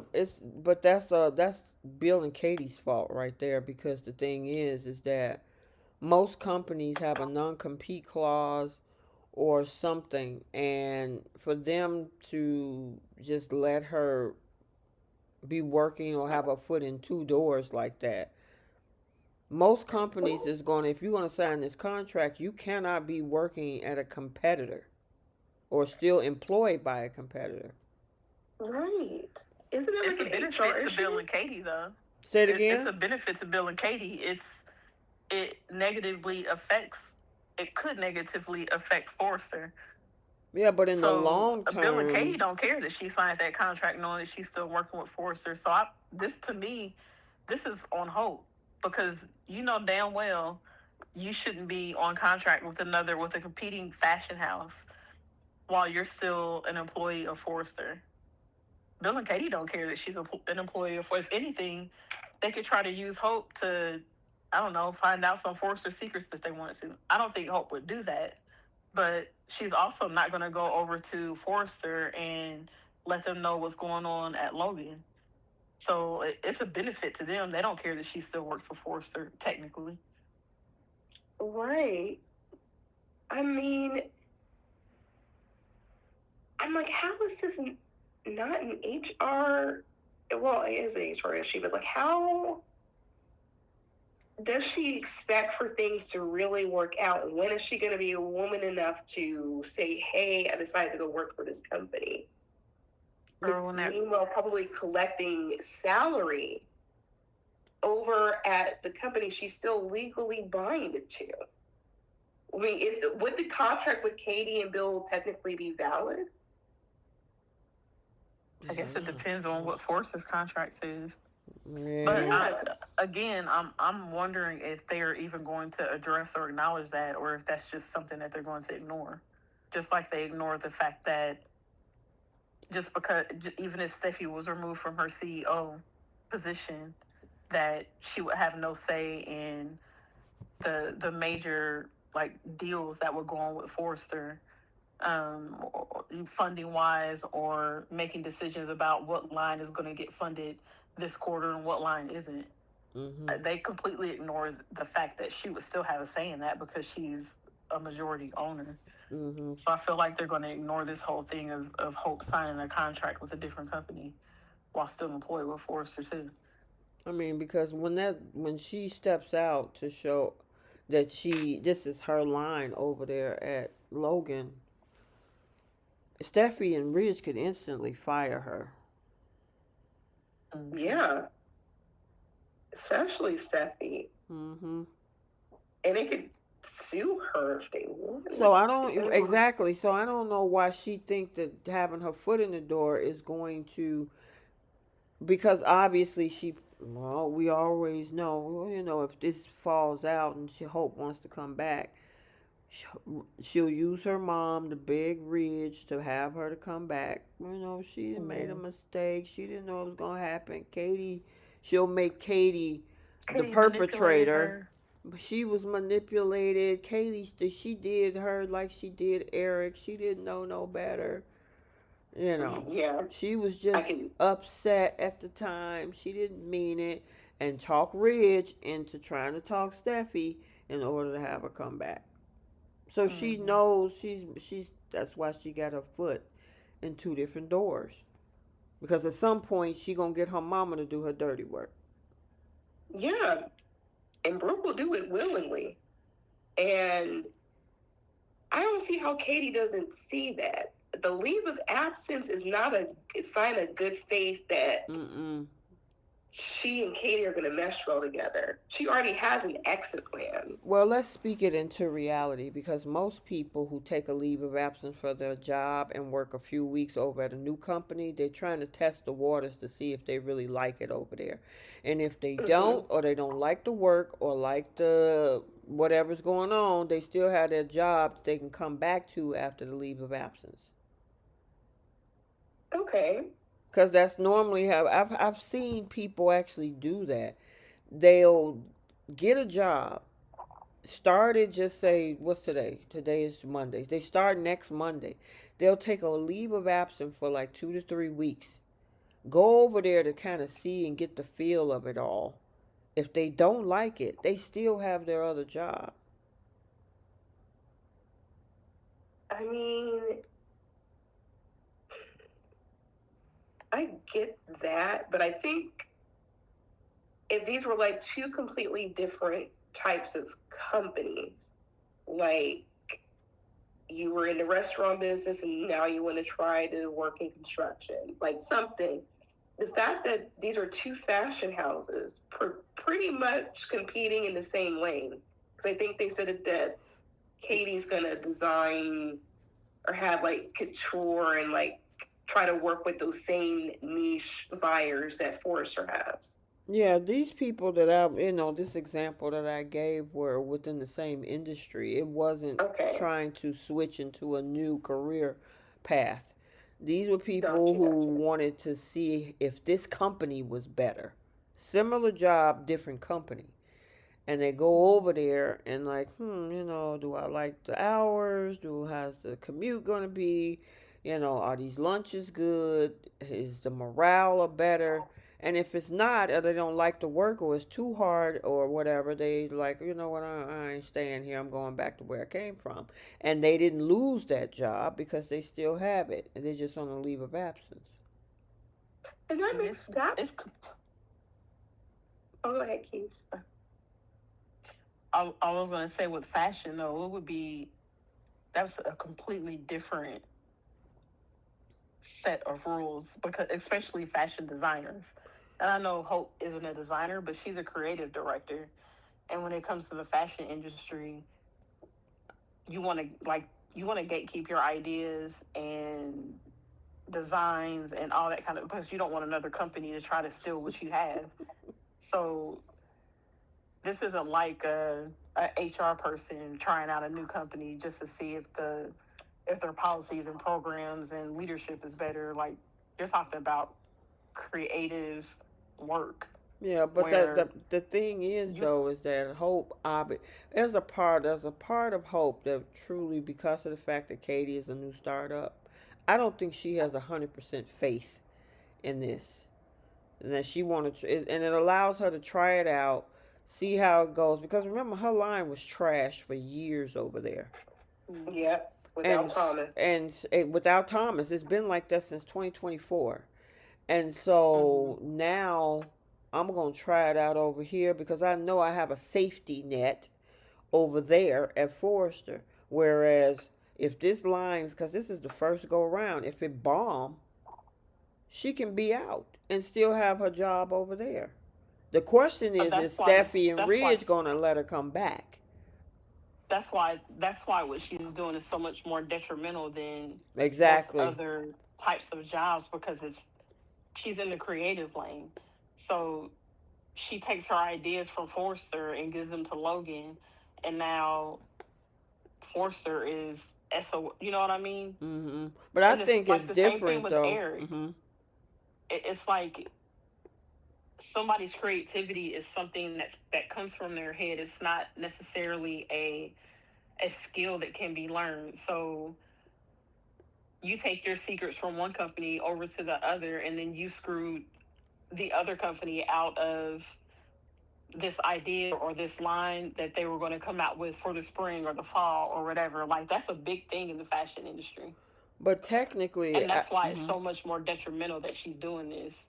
the other thing is Deke is designing, so I don't know if they can force to actually claim her No, idea. they can't. Yeah, because Deke is the one they're using his designs. Right. Yes, I'm just speaking from a general standpoint of Okay. that's why it's a bad idea, or that's what Hope is doing. If this was in the real world, she could probably be sued by Forrester, Oh, absolutely. because you're still our employee. So how do we know that you're not taking, not necessarily just stuff from her line, but she's in the Forrester building, so she sees what's going on with all the other lines too. She hears the conversation. She's in That meetings, is. so she could be taking information and ideas from Forrester and giving them to Logan. That's where Exactly. that non-compete clause come in. Yeah. So Be- that's Yeah. why I would love it if they didn't ignore that little fact, and they And actually address it. and the issue I'm having with Hope is you're sticking your feet out for a company that said that treated you badly, treated your family badly. You have to walk on eggshells. You hate that they're not pouring into you. You know, she made a whole list, and then she has a separate list about her issues with Steffi. So then why not leave entirely? Why a leave of absence? You must really not have faith Yep, in that's what your I was auntie saying. Yep, to because still have your feet out for the company that you say was treating you badly. That should be an well, insult she drug to her me. feet anyway. I mean, it took what? How many? About a good 2, 3 weeks of episodes for her to actually sign them papers. Yeah, and was still So holding out hope. you were crying about how bad Forrester was, but then it took you forever to sign the contract, and then you still ain't left. You still haven't quit. You got a leave of absence going on. Right. So, But you were so miserable. They right, treated you so badly. right. Like, okay, then be woman enough and tell your mom, hey, I'm quitting. I'm gonna jump ship. Who can stop you? Yep. But you got your foot out for the company that's treated you wrong. That don't make any bit of sense. Yep. So, Man, that definitely added some conversation to this for Bold, because the rest of the week was about the kiddos. yeah, it was very Fillerish. Fillerish. Yeah, it looked like we got Sheila back this week too, so maybe that'll give us a little something with her trying to demand, make divorce demands. So I'm wondering what she asking for. Okay. You know. Get something out of this girl. So, they screaming and hollering. We saw from that promo. It's like, girl, chill out. Just, So, all right. Did we cover everything? Anything else, or anything else you wanted to speak on, Keish? We No. Okay. Did you? And I ain't gonna even ask you about Y&R. So I don't even. I couldn't even tell you one scene that happened on YNR this week. I Girl, can't remember. that they yeah that well one thing to remember is that they botched up that crossover on the YNR side, and Oh yeah. and then Phyllis did get walk away with something. That's the probably the highlight of the week for me. Yeah, Oh, she did. absolutely. Yeah, What's she she ended do? up with Arabesque. Arabesque. Oh, okay. Yeah, Victor gave her Arabesque as saving Nick's life, but at the same time, he also gave her kudos for challenging him with taking over his company. He was like, "I got to give you, even though you didn't keep it long, I got to give you props for actually winning for a little bit." So, All right. So Phyllis has a job again thank God. for the Okay. company. Yeah, and I watch she go try to recruit her son, and he gonna be acting a fool. I can't I mean, stand Daniel. I wouldn't give that boy nothing. I know, right? Good night, Gail. Yeah, I wouldn't give him, girl, please. All right, let's go to where all the drama was last week. Beyond the Gates. They did a great job. They knocked it out the park last week with this whole their side of working the crossover. They did an amazing job. There was lead up. They built context on the characters that were coming over. All of it. So I mean Mm-hmm. that with the tornado and um, all of the things that happened, that whole scene with Eva looked like a freaking like a horror movie. When she started coughing up that blood, I mean, Amber worked that scene. Mm-hmm. Yeah, she sure did. Her and Kobe both, honestly. Yeah, they did. They did. They did. It was really emotional today. Martin, I didn't understand because where they were going with that. Because obviously he a tree fell on him and he was able to get back up. He only ended up with a concussion, and I'm not saying only because concussion. My kids being in sports, they definitely have had concussions. Mm-hmm. Um, however, the next day he was, I'm wondering is he leading up to something? Why did they put him? Why did they redo that scene if he was going to be all right the next day anyway? Mm-hmm. It's a good Yeah, question. that's like some more superhuman strength. Yeah. All these superheroes crushed by a tree, and he just had a concussion. God was with him for sure. Yeah, the other thing is that he could have had some internal organ damage if since that tree hit him where it was laying on top of him. Right. So we had a lot of emotional scenes coming from Leslie, Mm-hmm. and her and Anita. And Anita was like, "Look, everything ain't about you," but and then Anita said something else today that was kind of off-putting, and I'm like, the girl is worried about her daughter. I understand you don't like her as a person. Okay, fine, she's done some horrible things, but as a mother, I understand that you're going to want to worry about a child or your adult child even in a tragedy like this, like you're wondering what happened to them. So to pretty much saying, well, you ain't gonna worry about her or something that Anita said today. And I'm like, dang, the Like, oh, girl. you don't owe anything to her. Yeah, yeah, oh yeah, you don't owe anything to her, and it's like, the girl is upset about her She daughter. said that too. Nicole. Nicole was She's thought to show like concern for Leslie about what was happening with Eva. Mm-hmm. And then Anita said, no, you don't owe her anything. oh, well, Yeah. So. listen. I'm sorry, but we know that if this was Nicole and Kat in this situation, um, Leslie would not give a damn. She No. wouldn't. She would take every opportunity to be in Ted's face, trying to console him and preparing him for Kat's death. That's what she would be doing. She wouldn't care. So I don't know.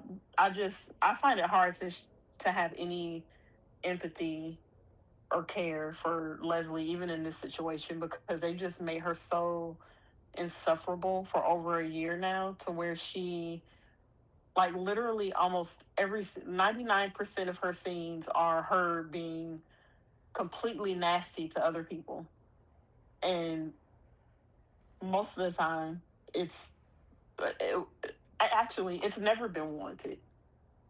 So it just, this is why it's a bad idea for them to have Leslie carrying on the way that she has been for as long as she has, because when it comes to scenes like this, where her daughter's life is, hanging in the balance, and she's supposed to be stirring up sympathy from the audience, which I'm not saying that there's no one that is watching this that doesn't feel sorry for Leslie and Eva right now, but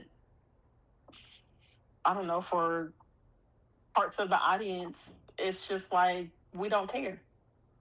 We don't care because we've watched this woman be completely nasty to people for over a year now. Like, I can't drum up any type of tears or sympathy for what she's going through, because I just don't care about the character, because she's just been so awful. Mm-hmm. Mm. I don't know. That's hard. I cried through them scenes. I'm sorry. So, I mean, it just, I get it. yeah, ew, you know. Mm. I mean, Like, I understand people. I understand that there are people that will feel that way. Like, I'm not saying no one should, mm, but there's going to be some of us that also don't care. Mm-hmm. like Jenna. I'm with it. Look, Jenna, I'm with you, honey. I do not care. I they've made it difficult for me to have any type of feeling or emotion towards Leslie or Eva in any situation. And that would probably be like a writer's flaw, which is very rare for this show to really have, is Leslie, because the actress is fantastic. Mm-hmm. Like, one of my favorite actresses on this show. Um, they already got her out of the corner that she was in by making her rich, and she is turning away every person, even the evil people on this show. She's turning them away. The fact that Haley and Joey don't want anything to do with her says a lot. Like, her only friend is Jan and Vanessa now.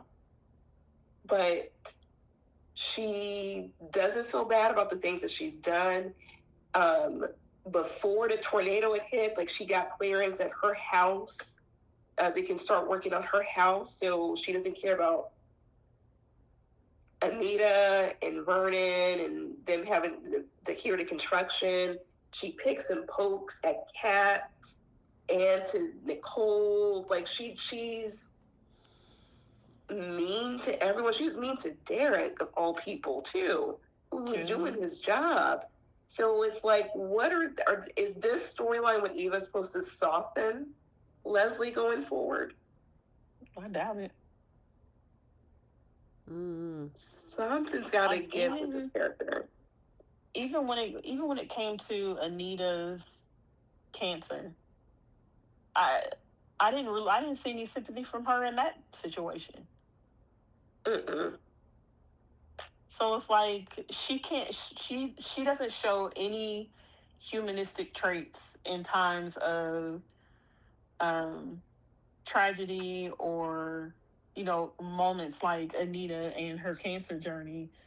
She always has to find a way to make things about her, and about what she wants, and about what she cares about, no matter what's going on. So when you treat people like that, and when you act like that, when it's actually happening to you, and it's not just you drumming up some dramatics for attention, it's like the boy who cried wolf. Yeah. Like, now you're actually sitting there crying because something tragic has happened to you, and, and you expect other people to care. Um, Yeah. and I haven't seen all of today's episode. I've only seen a few scenes, and she actually does have Kat there trying to show care and concern, and look how she's treating Kat. Yes, I understand that her daughter is um, in a medical emergency right now, but like I said, if this had been Nicole and Kat, you think she would? You think she would be sitting there trying to comfort Nicole, or No, it would would care be at all about what Kat was going through? nope. I agree with that. If this were in reverse, I don't see Leslie caring at all.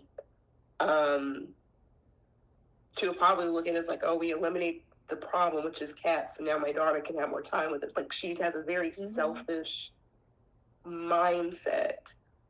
But to back up a little bit with Leslie, I think didn't she donate like $100,000 check to Mona for I think it was like church repairs or something? It was something like that. Like at least she did what was right, even though she wrote a check to try to buy friendship. And I think somebody in the group chat said that Jan is not really Leslie's friend or something like that. She's really nobody's friend. She can't even be a friend to Mona. And you're going to tell Leslie all of Mona's business about her diabetes? All right. Not only that, but she invited. I don't care that Leslie did come in there with that check. She knows how Mona feels about Leslie, and she invited Leslie in there and basically forced her on Mona. Yeah. She's really nobody. Yeah, exactly, Cheryl Hahn. Jan is nobody's friend. She's an opportunist. Her friend has some money, so she just up and just forgot everything that just happened. That perfectly describes her. Yep. So she's like, oh yeah, Leslie, yeah, we're gonna be friends. Yeah, yeah. So she's really nobody's friend. She just likes to be in proximity to money.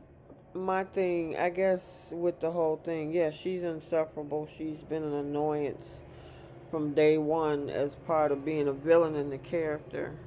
Um, I guess I wouldn't want even somebody, like that to lose their child, though. Of That's course. where I'm not connecting to her. I'm connecting to the fact that she could lose her child, and that's the part that gets me when I watch those types of scenes. Because you, I'm like, dang, what? How would I feel if I was in that situation with one of my two? It's just, it would be heartbreaking, you know. Yeah. And Trisha, oh my God, the scenes between what Friday and today's episode were just stellar. Like you take Leslie out the equation and you see a mother crying out to see what's going on with her baby, and then see that her baby is a life or death situation. Like we can relate to that. And I think the acting has just been top tier. It's really going to be hard to try to find a star of the week on BTG because there's too many. It's a lot. But yeah, she was absolutely, the actress was phenomenal with that. But I agree with the Leslie character. It's I feel for her as a mother. Let me say that. It is, and I wouldn't want anything that, because I mean, with Eva, she need a whole new liver. I think it is. She need a liver Liver transplant. transplant. Or else, it's a wrap. Yeah, it's gonna be interesting based on its promo, where it looks like Kat don't want to be a donor. I don't know. This is gonna be an ugly week on social media. It already She don't want to be a is. match. She don't want to be a match. Yeah. It already is. My bet. It's I told. Remember, I said that to you, and it was in the yeah. group chat. I said Mm-hmm. they about to cut her up, but just off of that promo. They were. It was just not pretty. Like after I had to stop like reading after like a couple of posts because the comments underneath, I was like, "Is it really that deep, y'all?" Talking about like Kat and Eva should have traded places, and like I'm like, Mm-hmm. okay, y'all. Yep. But just like Bold, this is what's the term I want to use? Rage bait. Yeah. Pretty Mm-hmm. much. And the Because we lead know up Eva's not going to die. and the lead up to what happened before Eva collapsed, you know, a lot of people was really reining in on those things that she was saying to Eva when she was before Kat realized that, you know, this girl was in bad shape. So Yeah, they a lot of unhappy people. I will say the way that Leslie had chewed out Tomas. Yeah, she called that boy Mojito. I was like, Yeah, it was like a sour okay. mojito, spicy mojito, something like that. Nah, I'm I was like, surprised they actually went there with that. But anyway. mm-hmm. That's not the first time that she's said something to him in reference to his ethnicity. Mm-hmm. Yeah. Every time she talks to Tomas, she references some type of Latin or like Mm-hmm. Hispanic something. Right. All right, we gotta Excuse talk. my daughter. We gotta talk about Kyle and Haley and Danny and Bill. Listen, we, What you? Kyle and Haley, I actually enjoyed their scene. me too. He's a different type of Kyle. Yes, like I don't know what it was because Kyle has actually been getting on my nerves for like the last, I don't know, 3 years or so. Mm-hmm. But for whatever reason, his scenes with Haley were funny, they were cute, they were a little sexy. Yes. Those were not two characters I would have put in a room Shipped. together and thought, oh, those Mm-hmm. two will have chemistry. Yeah, I But they agree with didn't. that. That was yeah, and then we saw the promo the week before. We was like, oh my God, Haley and Kyle. Right? They were. I don't know. Even Victor Newman was likable. I don't know. It's I the don't know. It's BTG just when they effect. cross over, they even because remember we were saying how Devon was so different, Yes. Yeah. and then even when he came over this time, Andre was like, "You look like y'all got some sort of what's going on right there. Do I have to be worried or something?" He said. Yeah. Devon or Carla and Brighton they can stand next to each other, and for whatever reason they just ooze chemistry. Mm-hmm. Like they don't even have to like say words. They can just stand there and it's just like, wow. Mm-hmm. I wish we had Devon on this show. Yes. But everyone, like Victor, the people who don't watch YNR, when they saw Victor, it's like, oh, this could be Anita's new man. I'm like, Uh-uh. that. Absolutely not. Absolutely not. Because you're not going to kick Anita out of no how. Maybe that's Girl, freaky me. listen, Anita ain't gonna be like no Nikki. Nope. Could you imagine Anita and Nikki going at it with each other though over Victor? Neither one of them gonna be able to deal with Anita. Anita ain't gonna play that. Victor get out a lot. Oh goodness. Yeah, she might have actually been the one to get him together. Uh-huh. And didn't he? And they were talking about that flirtation that Nikki and Victor had. Not Nikki and Victor, Anita and Victor. Like, he came up to her and like the way that they looked at each other and talking about like how like I wanted to really come and see you or something like that. It's something about BTG when they cross over, it just It's hit differently. gives them a different energy. Same with Abby. Same with Diane and Jack too. I was like, oh, okay. Mm-hmm. But the biggest one for me was Kyle. And like this flirtation he had with Haley, I'm like, we and the thing is, on the Y&R side, we never seen him with an African American woman. Yes, we have. Who? Kyle. Who? You talking about Kyle? Kyle. Yeah, Hillary. Kyle and Hillary? Hillary? Yes. When were they? That must have been short-lived. Very short-lived. Oh, okay. Wow. Oh. Yeah, that one. I don't even remember that one. What year was that? When Michael Mueller first debuted, and they were trying to tie in like Hillary and him, they went to like Harvard or something like that together. And they had like their little thing. They were kissing all in GCAC. Devon saw it. He got mad, upset, like that. Really? Yeah. This is when Michael Mueller debuted. Wow. Yeah, that's got I that definitely don't ring my memory. As I watch a lot of old episodes. Gotcha. All right, and then we got the Bill and Danny thing. I know y'all wasn't happy about it. I didn't mind watching this for a change, and I created some edits this week. It was gonna happen someday. Yeah. I mean, that girl pushed all of the buttons on the elevator. I mean, if this doesn't prove that she doesn't love Andre, I don't know what else will.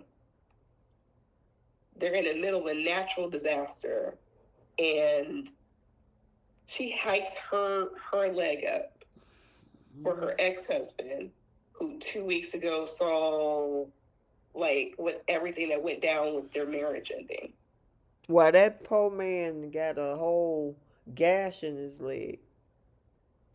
Talking about, I was praying you were okay, and she in the elevator not thinking about anybody but Bill. Yes. Kissing his other man, and he'll kiss your husband. That is just so... Yeah, because she did come back to him and kiss that man. I'm like, ooh. Trash. Girl, that's trash. How you gonna go and cheat with your ex and then come back and kiss your husband? That's crazy. And here's another thing. So there's some people that was talking about this on social media. No protection either. No.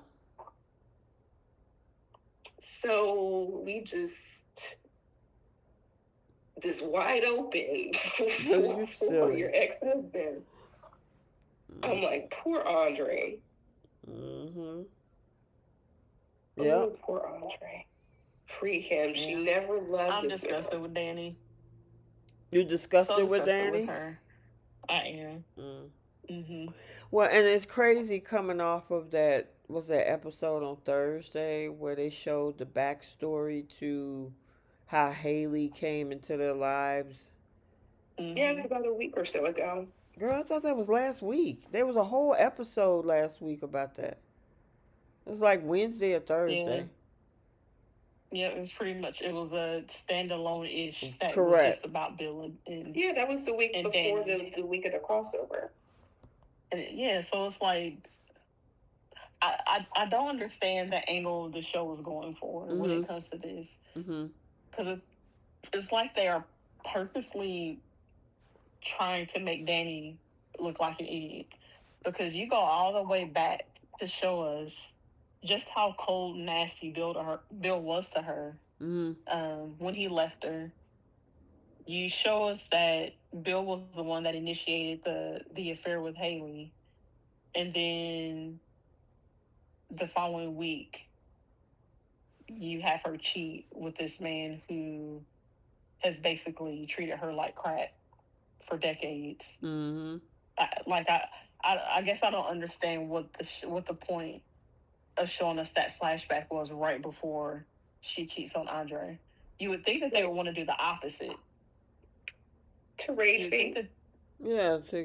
I guess but you would think that they would want to show us the quote unquote happy moments with Bill and Danny instead of showing the way that he treated her like trash. Mm-hmm. I don't know. I don't understand it. It's like they are intent on showing us how stupid she is. And it would be one thing if it was that Danny was just turning a blind eye and accepting the affairs. But in that flashback, she clearly said, I forgave him every time. So it wasn't that she was accepting the affairs, it was that she was just falling for his I'm sorry's because he had to apologize to her every time that he got caught, Mm-hmm. which makes her even more stupid. Mm-hmm. Because I don't want to. So like after this, I don't want to see any more of her side stories and whining and crying about how Bill used to treat her. Mm-hmm. Um, when you forgave him every time, you know how this man is. So from here out, no one should hear any whining or crying about how awful Bill was to her Yep, I agree. because you know what he's about, and you are once again accepting it, and you I was fell for it. You just cheated on your husband for a man who treated you like crap. Yeah, like Rich Forster. Mm-hmm. okay. Brooke Yeah, keep going back to him and her and Taylor. Yeah, that's So about right. typical soap. all dummies. Yeah. I'm curious to know how Andre's going to find out, though. I think her guilt is going to eat her alive because even like you saw it in her face when Andre was talking about, oh, I was praying that you were I okay. I was think so worried about you, blah, blah, blah. You saw like the guilt on her face. I That is going to eat her. And then when he said, I didn't realize that I could, love somebody as much as I love you. This has just made me, of however it was that he worded it. Basically, the tornado just made him really understand how much he truly loved her. And it's like if he keeps saying that kind of stuff to her, Danny is going to crack herself. She's going to feel horrible, and I think she's going to end up telling on herself. And I can if it's see not that. her, and if she doesn't do it, then Bill will. I could see him and Andre getting into it, and he blurts it out to Andre. I And I had kind of another. hope that he does. I hope Bill is the one that tells Andre, ruins Danny's marriage, and Bill still tells Danny, I'm not leaving Haley. Like, we know what Haley's doing, but nobody else knows this. So it would be funny to me if that happened to her because she probably thinks that her and Bill are on their way back to each other. Or if her and Andre break up, that she's going to be able to get Bill back. And I still don't think Bill is going to leave Haley. hmm. I actually had It's two going to thoughts. it's going Oh, to take sorry. him finding out that Haley is a schemer for him and Haley to break up. I'm I wondering. Go ahead, Bree. I was hoping that there was something recording on the security footage of them in the elevator. I would have loved for there to have been a storyline where someone was watching them and could use it as blackmail to them both. But what I think is going to happen that's going to add on to her guilt, I think this is not the only time that she's going to be sleeping with Bill. I think leading into July sweeps, that's when they'll actually have Andre leave the relationship. At least I'm hoping so. I think it's going to be like an incident at the office. She's going to sleep with him at her house and then his house, and it's going to be an ongoing thing. Well, then that means that she's not going to have any guilt if she's going to continue sleeping with him. there be no guilt associated with what she did. She at that point she just doesn't care. Yeah, I Mm. can see that. But I'm knowing her and being emotional is like, oh, why did I get that? She got that, that PNC after the fact, and like, why did I do that? I'm And then gets around wondering. Bill can't help herself. I'm wondering if it's a situation where Haley finds out and tells Andre. That's why I'm curious about, like, how would Haley even find out unless there's like footage. She already seems to have been suspicious because Bill said that he was. Remember, they're lying to everybody about where they were tracked Right. at. Well, Bill is lying to everybody about where he was tracked at because I think Danny stuck with she was trapped in the elevator and Bill said he was in the stairwell. Um, so my guess is that there's going to be somebody else that was in the stairwell that's going to be like that's not where he was because I was in the stairwell. Mm. I can see that. Yeah. But it would be more. I think it would be more dramatic if Bill is the one that tells Andre. Well, they supposed to lock horns on Friday, so I don't know what about. But that's what the Friday the 19th spoilers are talking about. Mm-hmm. Mm-hmm. Well, So, it's on Friday, so maybe that's the cliffhanger. Maybe he blurts it out. mm-hmm. Now Anita's happened to see Kyle and Haley. I don't know what she thinks she knows, but she gave her that look, and they've been, they were giving each other eyes when they were found, and she saw them come up out of there. And then you can go have a seat somewhere. Because why do you care? Like, why do you care if Haley is cheating on your ex son in law or whatever she thinks was happening? Like, Mm-hmm. I I feel like she has more smoke for her than she does for Leslie. Everybody just stands still like a statue when Leslie is doing all her shenanigans and ranting and raving, but they have no problem, or Anita has no problem saying what she says to Haley, and it's like, but your son-in-law left your daughter. That's not on Haley. He made that choice himself. He made the choice to have an affair with her. He initiated that affair, and then he left your daughter. But you're mad at Haley, calling her a husband stealer. Mm-hmm. Like, not saying that what she did was okay, but she didn't owe you anything. She didn't owe your daughter anything. But your son-in-law did. Your ex-son-in-law did, and he treated your daughter like crap. So why do you care if his new wife is possibly cheating on him?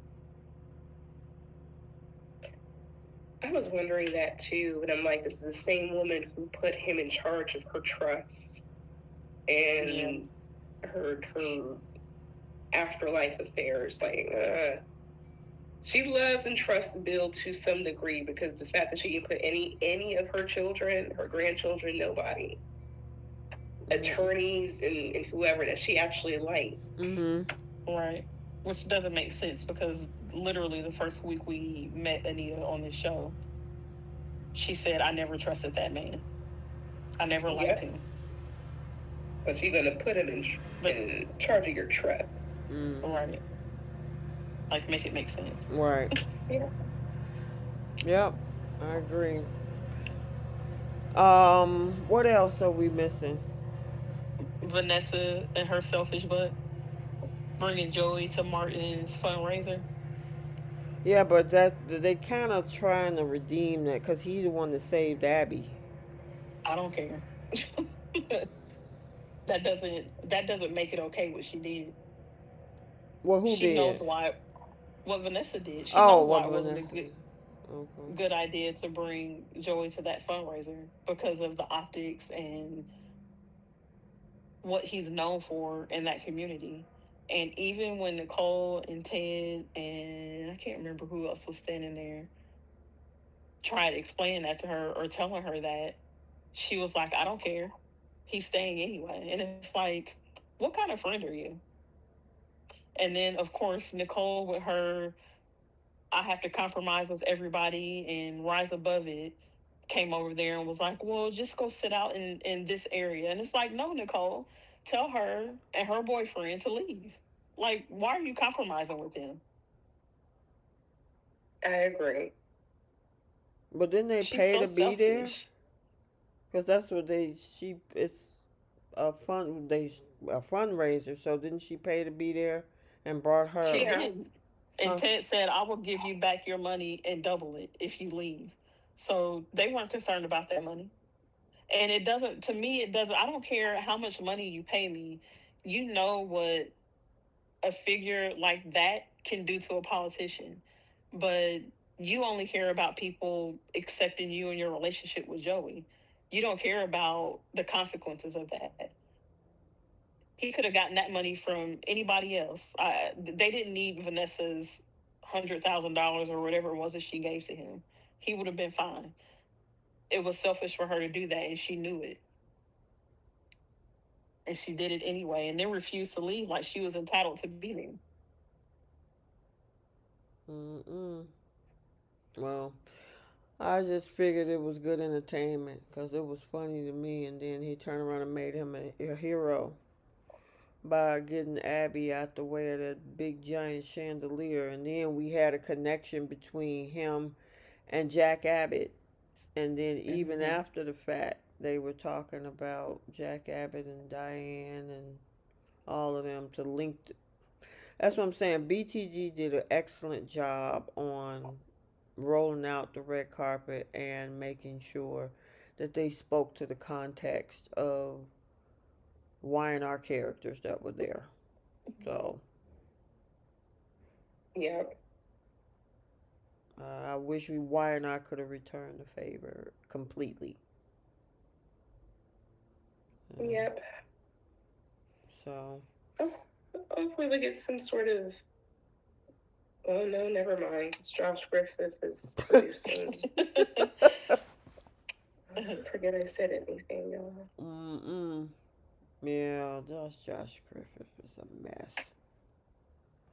Oh man, I am so disappointed on that side because it would have been great to link everything up perfectly. So, Mm-hmm. and I like I said, if you guys want to listen to our rehash of it all, that's the what we did live. We did me Bree and I did a roast of this whole thing. We said our good Oh points yeah. too, but we also gave our other our negative points as well when we went live on Thursday. It That was a lot almost of felt fun. like those those episodes were just solely written by the BTG writers and showrunners, Mm-hmm. and Y&R was just like, here you can have these actors write how you want to write them. It doesn't matter what's going on Y&R. It doesn't matter if it lines up at all. You Yeah, just Yep. do whatever you need to do. It just felt very one sided. it definitely felt one sided. I think Bree said that on Thursday.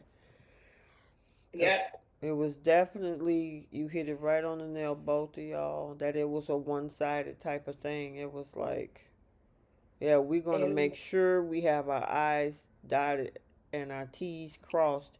And Y&R was like, yeah, well, we'll fill in when we fill in. Especially what really took me out is the conversation between Adam and Billy talking about, you ain't go to that fundraiser with your daddy? No, you ain't there either. Oh, okay. And then we yeah. got a little bit more dialogue when Nikki come running up in there talking about the tornado, and then here he is. I'm fine walking through the door. Everybody's fine. I sent my team. Everybody's all good. No, not really. Also, how do you leave without saying bye to your daughter? Exactly. That's what we said in the Mm-hmm. Y&R segment. Like, Abby truly is the forgotten Newman child. Yeah. Yep. Yep. How do you leave the fundraiser and you don't text your daughter say, "Look, I'm about to head out," Right.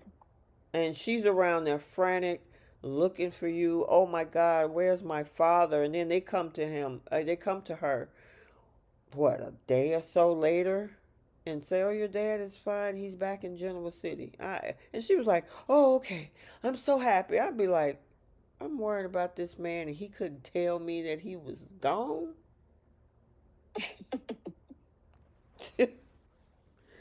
That was crazy. That was crazy. Okay. What else we got, y'all? I think I that's think it was a it. lot with everything Yeah, that happened with this tornado. that They was did pretty really much. good with the production of that. Yes, they did. Girl, okay. Just knocking out of the park season 2. I'm like, Mm-hmm. the rollout of the crossover, the fact that they had a lot of they really utilized the characters that came over to the show Yeah. and Oh, had them intermingle with everyone, and like Abby and Chelsea mesh because they come from like similar backgrounds, and like it was just so nice to see Danny and Diane kind of mix and mingle. And like I was saying earlier about Victor, Victor was likable. mm-hmm. Yeah. We've also had at the very beginning of the week, which we probably talked a little bit about last Monday, was Heather. So Mm-hmm. Joey's sister is also the Oh, that's right. Impaler. Yeah. Forgot about that. Yep. Also the Impaler, and I'm gonna try to speak because I hear you yawning, Keish. I know it's like 11 Sorry. o'clock down there. No worries, girl. It's Monday. You probably work today like everybody else, including myself. Um, but yeah, she's the Impaler. It's nice to have Ashley Jones, but I thought her Mm-hmm. Yeah. name changed. Labora or something is her last name. Opera. Or Yeah. yeah, they used to. Well, is she still on recurring over at B&B? Or is she completely I, gone? I'm I'm gonna look that up actually. I don't think so. Because she pops in on Bold every now and then. You know what I mean? When somebody Yeah. Like needs a couple care. times a year. Right. So I Yeah. was wondering if she working both shows now. But she's a totally different character over Beyond the Gates, and she's a villain. I love that for her. And she started the way I'm I didn't know how she was gonna start out, but I'm like, okay, I see you, Ashley. Yeah, you can do this. You can do this role. So, I wonder Yeah. who they're gonna hook her up with on the show. mm, It'll make for an interesting story because Jacob is determined to find out who the impaler Paler is, is. and They've because of been. what happened to Derek. So, and Mm-hmm. because of that, I mean, we already see Joey is protecting his sister because he didn't tell Vanessa Right. about what she's got going on. So he's going to be intertwined in that whole thing, trying to keep Jacob off her trail. Yeah. Oh, I'm so glad you brought that up, Keish. There's this minor thing that I noticed. When he was talking with Vanessa, I think it was today's episode actually. He said there was only a small group of people that he loves, or it was like it's something about his heart or within his heart. He said, besides Vanessa, it was his mom, his sister, and Isaiah. Mm. Why is somebody else's son on the same level as your mother and your sister? Well, didn't he say that he looks at Isaiah as a son? Because it is his son. I will for I strongly feel that way. Oh, I don't There think is so. just because like he has a lot of sympathy for Isaiah. Mm-hmm. And in actuality, Isaiah was just working for him. He's probably no different from a Randy. Is not doing all the super dangerous stuff. Mm-hmm. But for you to have all this love in your heart, even to allow Isaiah to talk to Eva about him and everything with his operations, he keeps so close to his chest. He don't want Vanessa to know about certain things, but perfectly fine with Isaiah saying anything about him. Mm-hmm. Something about that. I'm like, Miss Darlene, did you because we know that Elon and Joey, they like to do stuff um like the dirty cop sort of thing, and so we know Elon has the capabilities of being up to no good. What about Darlene? Mm-hmm. Who Because she could have, knows? they could write it to where she had dealings with Joey. I can see them doing that because, like, why is Isaiah so close to your heart? Right, and you was taking care of him as he grew up and making sure of this and that. Yeah, that's interesting. Yeah, that don't. Yeah, No, we've I been don't see talking it. about that for a while now. Yeah, because he was talking about he didn't want any children, and but you got love in your heart for somebody else's kid. Mm-hmm. I mean, It's not even about being a role model. that's not He's an being a. odd thing to happen. But There's I plenty of people see that it. have relationships like that. But the things that they have like showcased in dialogue, like it's very father and son. Mm-hmm. That's because that's how their relationship is described. I mean, Isaiah has said that he looked to him as a father figure I because think it's his gonna own show. father, him and his own father don't get along. I, so I don't feel that Elon is that boy's daddy. Mm-mm. I There's guess we no have to way. see. That'll definitely make a pop out sweeps idea. I would love that to happen. That would be. I mean, eventually Joey's gonna have a kid on the show. They keep the character around. I wouldn't mind it if it was Isaiah. Mm-hmm. Yeah, Who Bree. says he's gonna have a kid on the show? And Joey, allegedly. He said he has a kid. No, he said he doesn't have a kid. He didn't want kids, allegedly. Um, You know, women can pop up I don't with think they're going to give random him names. It's so funny. If anything, Vanessa would end up pregnant by him. I don't think he's going to have some random kid pop up. Oh, And he doesn't need one. I mean, there's plenty of soap characters that don't have kids. Bree. Did you see that post with Novi? Yes. Is she coming? I was surprised at how many people from BTG was liking her post. And that's a very bold thing to post behind The logo? the promo. Yeah, and then she said, I guess he's the person is a producer, and and it was like when some so and so comes calling, you go or something like that. She was saying, Well, they "Girl, are both Paramount Plus shows. I mean, CBS Paramount Plus. who could Novi? I would love for her to come over there because I know she's no longer on Sisters, so Yeah. that would be great to have Novi come over here." And plus, we've had plenty of cast members from Sisters and Zatima on the show, starting with Martin, and then the character the actress who plays Haley. So they all come from that realm, that BET realm. universe. Mm-hmm. Yep. So I'm curious if she is coming. I wouldn't even mind having Ebony Obsidian come over here too. Yeah, there's some potential, and that's what's so great about the show.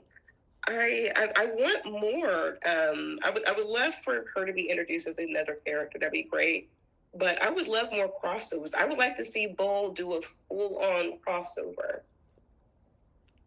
Bold? Take notes from what we did not care to Wait, see wait, wait. with Did you just Wyatt. say bold? Yeah, Mm, Bull really hasn't had a crossover with BTG. except, I mean, they don't have that many characters. I mean, You got Hope and this Hope, Liam, Katie, Bill, and then Will, Carter. and then you got well, they just brought Wyatt over there, and then on the Forrester side, Eric every now and then Steffi, Ridge. and Carter. Brooke. That's like what, So 8, 9 people, ten that's people. enough. Girl, Give you us have a to cross over crossover. the entire show. Or we can have someone from BTG make the crossover to their show. Yeah, well, did you see how they hinted that they were going to try to cross BTG over to YNR? I wonder with who though. It'd probably be Anita crossing over to speak to Devon or something like that. Yeah, and then remember, you got the whole thing with Joey. He talking about they sitting up there. They told him don't mess with that man. Jack was like, man, he seems like a nice guy, and I'm thinking like, you can't even deal with Victor Newman. You gonna try to deal with Okay? Joey? Like he can't tell when someone is psycho or got bodies. Can't he Right, just gullible as I mean girl, that is crazy. I'm like, mm-mm. But I mean, it'd the be most interesting to see gullible how they bring them over to Genoa City. the most gullible man on across all soaps. But I wouldn't mind that. Like they could have Chelsea Cat meet up with Lauren Fenwar since that was a part of the storyline over there, and have Andre come over for Jabot since Jack Abbott said they were trying to get him numerous occasions. He Mm-hmm. can be there as a photographer, like anything. Yeah, I mean, it could happen if they do it right. Yeah. That's the key word, if they can do it right. When is your contract in? 28. Okay, they on the clock. Yeah, 2 more years for their contracts. All right. Mm, I don't want to keep y'all too late. Did we get everything now on BTG? yeah. Okay. All right, let's get into these segments and knock it out the park. Flip the script. Who's taking several seats? Star of the week, pickle of the week, Simple Olympics, and the Audacity Award. What are y'all flipping? I should say, Bree. What are you flipping on YNR? The lack of lead up to the BTG crossover. Facts. That is unanimous. I mean, Absolutely. no effort. Mm-mm. No. I agree. All right, and I agree with you on that. So that take up that whole category for YNR. Bold. I need RJ to slow down, and I mean, I'm glad Dylan slowed him down. But it's like, dude, Mm-hmm. you got a whole place for a girl that you just started talking to 2 days ago. I mean, if he needed that badly, there was some easy, you know, fish to get over at his job. Mm-hmm. I don't think they would hesitate. Yep. So that's my flip. What y'all got? Mine, I want them to just get rid of this deep fake storyline. Like it's done. Okay, that's Let's a good move one. forward. What you got, Keith? That's what Bold does best. They like to drag out stuff that they need to just let go of. Yeah. They did it with Thomas for 5 years, 6 years. Yeah. Mine is the same as yours, C, where I need RJ to pump his brakes. Right. If they want RJ to be a viable character, they need to, because everything that he's done since he's been on the show has been like full speed ahead on trying to Hey, Keish. get in a girl's pants. It's been creepy-ish. Yes, he has. And I don't understand why they keep doing this. Mm-hmm. Like, they didn't need to do that with Dylan. This could have been a little reset for RJ, but it's like they had him dive in head first. We're trying to get Dylan in bed. Mm-hmm. Yep, I agree. All right. Let's see. BTG flip. Yeah, I know. I was trying to think of anything else because I know. My thing is people need to stop pushing. Besides the one I already had, people need to stop pushing Katie. I mean, I didn't like the fact that Steffi came up in there, Brooke came up in there, and Electra trying to push Will. It's like you in a whole nother company. You want people to stay out of Forrester business, but y'all all up over there. Right. Oh yeah, it was definitely, especially Steffi going over there. Like, Right, girl, and then she talking about the door you, is locked. It's supposed to be. It ain't your company. Yeah. Yeah. She's not used to it just comes off very to me it makes her look like she's insecure about yes what Logan has going on. It's like you have an established 5+ decade company fashion house. Why do you care about this startup company? It's right. not going to affect you one way or the other. Facts. Totally agree with that because that's the first thing I thought of, Keish, was this whole thing with her looking insecure. We want to know. You got to tell me. And I'm like, why are you concerned? Why do you care? Yeah. You heard about the fact that according to Brooke, that she's not stealing any Forrester. So even if it was go ahead. What you say? I was gonna say, yeah, and it comes off as if she just doesn't want to see anybody else around her successful. Mm-hmm.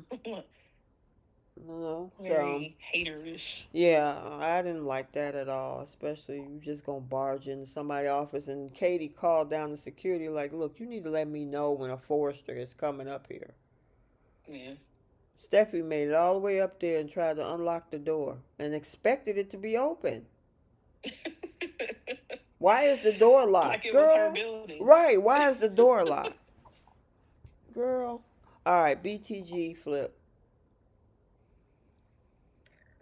I would have loved for at least one person catch Bill and Danny as the doors were open. That would have been good. I thought that was going to happen. Remember we talked about that last week? And what I would love is let it be a mystery to the audience of who saw those two. Mm-hmm. And then let that be a reveal when that person confronts Bill or Danny or both. Mm-hmm. Okay. What you got, Keish? There was someone said something on I think it was on Twitter, where they said this should have been how Derek died. Instead of having you know what? What? No, I was going to say, you know what? You're right. At the fundraiser. Yeah, someone said instead of him dying in that shootout, he should have been put back on. They should have led up to this. He got put back on firefighter duty, like he, was all good, goes back to work, and his first day back at work, this happens, and he dies saving people. Wow. That would have been that would have been different. Yeah. Definitely different. I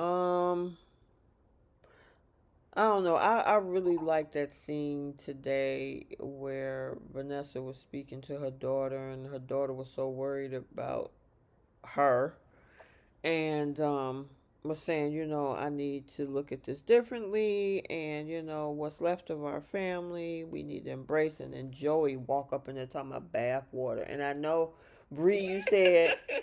You said, "Oh, he's taking care of his woman at his house." I get it, but that timing was bad. They were bonding.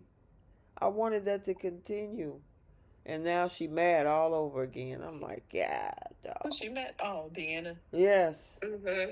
Oh yeah. Yep. She'll get over it. All right, y'all got all your flips in. We got to take some seats. Y&R. Bree. Goodness. Ooh. The lack of effort. Yeah, I'm gonna give a Josh Griffith and whoever that other writer is the seat. Whoever took his spot, I'm gonna give both of y'all a seat. And how about 3 days have passed on Y&R, and BTG is still stuck in the same place? Right.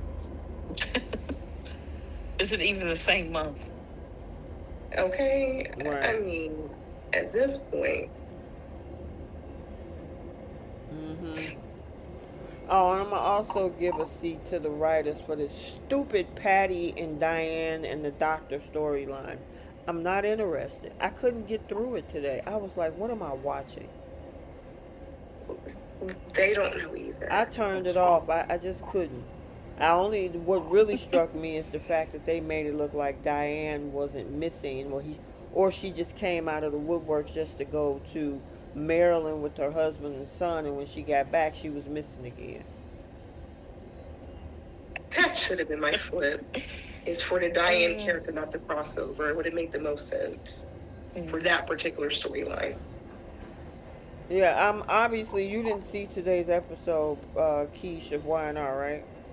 Mm-mm. Yeah, girl, please. It was all about Diane and Jack and Patty and this new doctor that's supposed to be on there. Like Bree said, leads onto tomorrow. But it's Yeah. some stupid scheme that Patty cooked up with this guy in order to get with Jack. It's just too much for me. I'm like, why are you And doing all that? Jack is going along with this. Girl, I can't.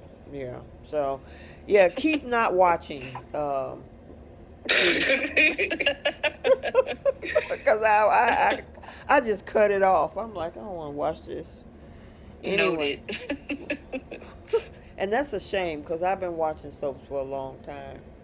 So, and I don't know if as long as Bree, but so anywho, what y'all? Who's taking seats on Bold? I'm just Hope checking to and see for. Stephanie.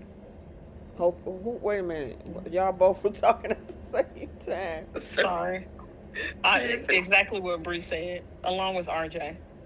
Yeah. You said Hope. What did you say? Hope and Steppy? Hope and Hope Stephanie. Stephanie. And Oh, I okay. added RJ. I'm Yeah. gonna give.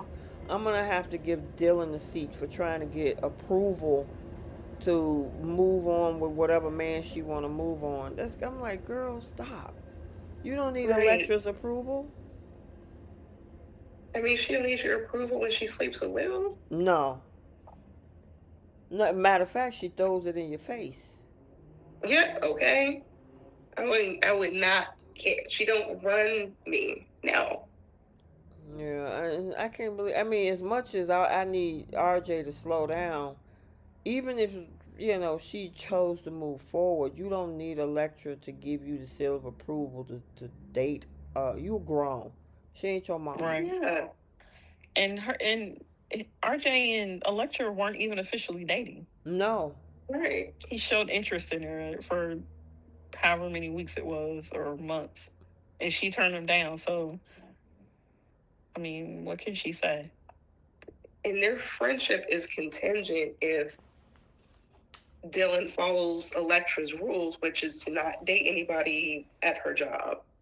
Right. Or She's not got conditions. focus on any, or Yeah. not focus on a relationship. Yeah, that's the conditions on keeping her job, but she's not your boss. You work jury. She's working under Daphne. Right. So you're gonna fire Daphne's employee. Plus, if she chooses to date RJ, RJ is the son of the CEO. So who you gonna fire? Who you gonna get kicked out? I don't even think it's a matter of her, because she can't fire nobody. Because if that was the Right. case, Dylan would have been gone. Right. It's a matter of her still being her friend. That's what she's so worried about. Well, and it's like, why? Why do you care? Why do you care so much? You need her as your friend that bad? Right. That girl is not your friend if she's giving you all these demands and trying to control your life. Exactly. So yeah, Dylan gets a seat for allowing that to happen. She's probably gonna get another award later. Breeze. Who's taking a seat on BTG? Vanessa. For Okay. 2 reasons. Okay. One, for bringing Joey to Martin's fundraiser, but the other one is when she told, was that this week? Maybe that was last week.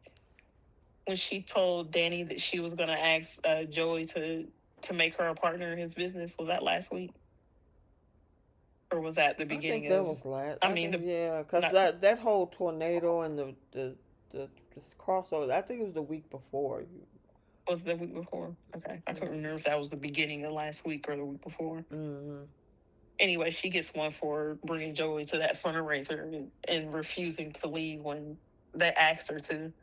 Mm-hmm. And then Danny also gets a seat. Yeah, I feel sorry for Andre. I'm gonna have to get Danny a seat on as well, even though she'd rather sit on Bill. Um, Mm-hmm. yeah, I'm gonna have to give her a seat. Exactly. What you got, Bree? For BTG, to be honest, I didn't really have a seat. I thought it was a great week. I guess the only seat I could give is to Victor for just up and leaving. Yeah, not telling his daughter. Yeah. Mm-hmm. Well, you're not giving people seats because they did horrible. It's just like what it. There wasn't a single character on the show where you were like, "Are you kidding me?" Not because the performance was bad or the storyline was Oh stupid, no, but no, no. just decisions that they Honestly, made. honestly, I was good with everything that was presented. I can't even. I really was trying to think of one. Like I can think of the ones for YNR and Bolt without question. But I mean, the Danny and Bill thing, I was perfectly fine with that happening. Well, Kyle and yeah. Haley, I So was you okay were with. okay with? Were you okay with after? Because we were just talking about how we didn't like the fact that we saw the backstory to the Haley situation, only for her to turn around and sleep with this man a week, and within the next week of this episode. I mean, anything that would help free Andre. It was wrong, but Okay. like Okay. we got some fun, we got some spiciness, some I got you. messiness. Yeah. All right. Cool. But no other seats you want to give? No. Not that I can think of, Okay. in all honesty. All right. Start a week Y and R. Josh Morrow. Oh yeah, that's right. That was an incredible scene. Like I don't know how Wait, what did he he do? so That was At the AA he meeting. the AA meeting with Nikki and did. the way that he was breaking down, I was like, oh my God, it feels so real. So Well, Mm-hmm. dang he, it! he Now I knocked it gotta out go the watch park. Lionheart. Well, What day what was day this? was that? Let me see. Hold on. I can tell you what. So you won't have to try to go and find it. But Wasn't it? It was the same day that Victor gave Phyllis Arabesque. Oh yeah, that was Okay. Thursday, June 11th. Yeah, that sounds about right. Yep. Okay. That was an incredible scene. So they're definitely working on his Emmy reel, and I hope he gets it. I'll make sure to check that one out. Oh yeah, absolutely. It was. I was like, oh my God. Was it just so one real. day, or did it bleed over into 2 days? Just one day. Just one day. Okay. You'll see them at the coffee shop, and then he reaches out to his mom like, I have an urge. I think I need to go to a meeting, and she goes with them, and just the way that he was breaking down and like why he was so angry, and it was good. It was really, really good. Okay. Yeah. Yeah. I mean, he was emotional about it and everything. He did an excellent job with that. So, yeah. And that was good that you brought that up for Star of the Week. Yeah. And That's. watch the whole episode because that's where we find out Phyllis gets Arabesque. Mm-hmm. Like that interaction she had with Victor was I was like, okay, he Mm-hmm. respects her. All right. Yep. All right. Star bold. The locked door. Well, Uh-huh. the locked door. door. She said the locked door. It is Girl, very you. rare that there's a locked door. So when we see it, we gotta highlight it. Girl, you are hilarious. That's funny. That's a good I one. mean, Though. I'm trying to think of something on bold. What you got, Keish? I don't know. The actress that plays Dylan, just simply because any scene that she's in, she just does a great job. Yeah. I don't really have a, and she's got chemistry with literally everybody. Like Yes, she RJ does. comes off creepy, but when he's with her, I tend to kind of forget about how creepy he can be. Yeah, especially when I I did make a video from that scene, and the way they look at each other and some of the eye contact scenes that she has with RJ is just, she know how to work her face when it comes Yep. to those Hmm. scenes, you know, Even the way she speaks, right. like in those moments when she like whether it's with her and Will or now with her and RJ, it's Hmm. like, man, this girl's good. I know, right? Yeah, that was a good pickup. You know, originally she came over as Miss Dillon, the teacher, and now Hmm. she's a whole character working at Forrester. So, Love that. Yeah, yep. All right. Star. Oh my God. How many stars can we give out on BTG? I know. I was just Amber and Colby definitely. Mm-hmm. I'm gonna give one to Trish too.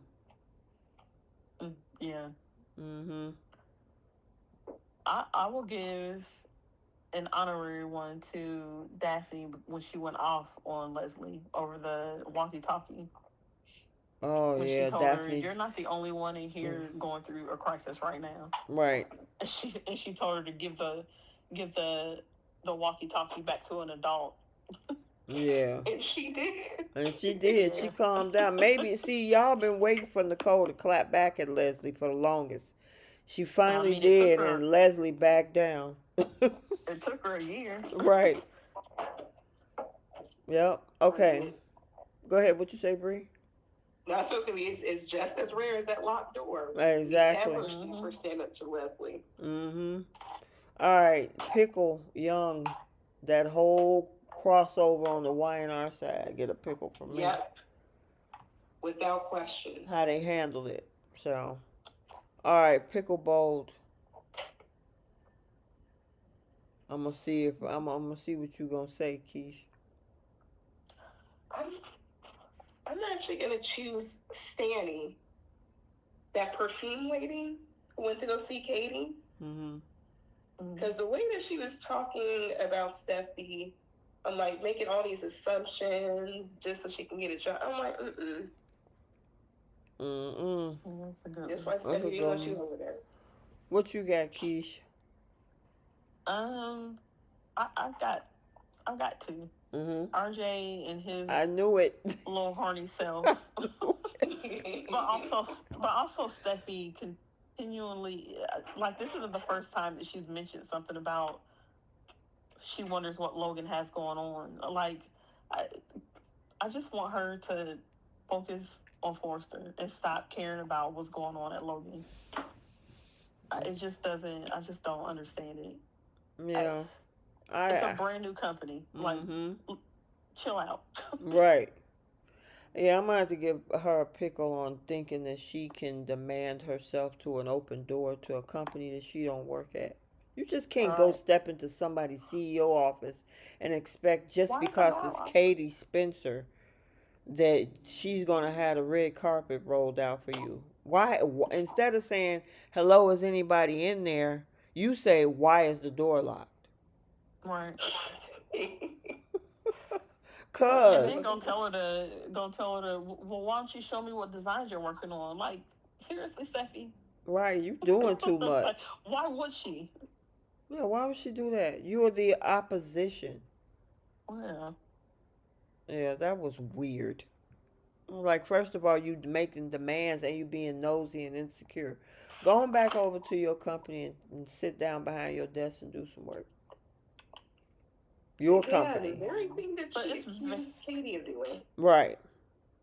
it's very clear though what the writers are trying to do with this whole story by having her do that though. Even by having Fanny go over there and talk about or exaggerate on her conversation with Steffi and what she said about hope for the future.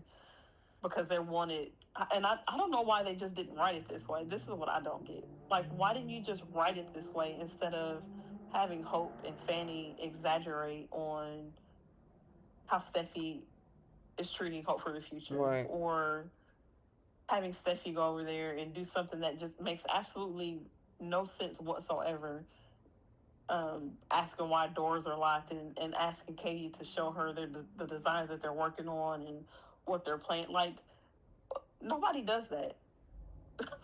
Nobody goes to a competing company or to another company, a CEO for that matter, to the other CEO and says, "Tell me what you're working on," Right. and demanding to know, Mm-hmm. as if she owed her something.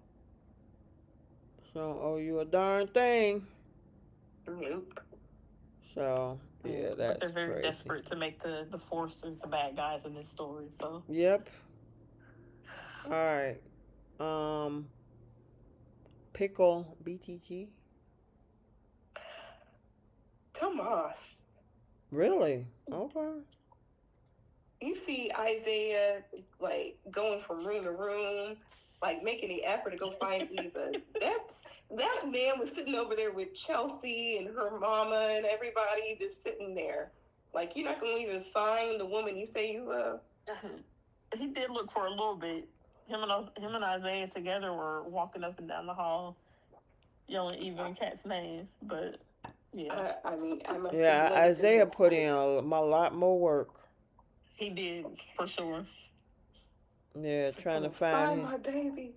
Right. And Tomas was pretty much like, okay, whatever happens, happens. I guess we'll find him. Let's. Yeah, he was just sitting there with Chelsea. Like, you're not even gonna find Yeah. your girl.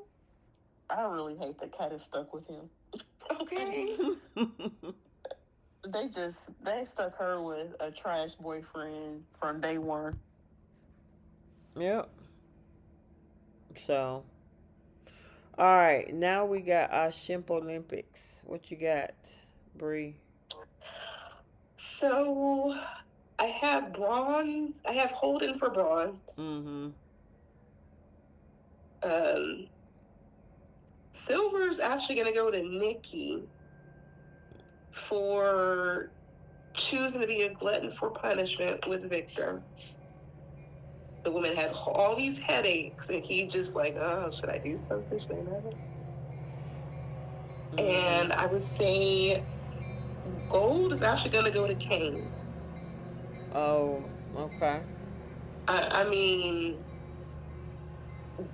so you would rather be her employee, even though she congratulated the man for torpedoing your $1 billion empire. Right. But she got a whole company, now she wants you to run it. The same woman who says she doesn't trust him as a businessman. Yeah. So, and then platinum is actually going to go to Danny. Okay. I mean, she got what she wanted. She been in heat when it comes to Bill. Now she got her some. Yes, she did. Um, I'm gonna put Dylan at the bottom. She is just Okay. for bronze. I'll put Holden at silver. Um, gold. Let me see. Let me see. Let me see. I'm gonna put Patty at gold because she's doing too much just to get that man. And then I can do the same one you did for platinum too, girl. Okay. Yeah, but Yeah, Patty, Danny. yeah, Danny. The women got on my list today. Gosh, okay. Okay. Dylan, Patty, and Danny, and I think Holden was the only. Vanessa on there too. What'd you say? I Vanessa. said Vanessa need to go on there too. Yeah, Vanessa. I can throw her. She get a honorable mention, I guess. Yeah. So, all right, and then we got the Audacity Award.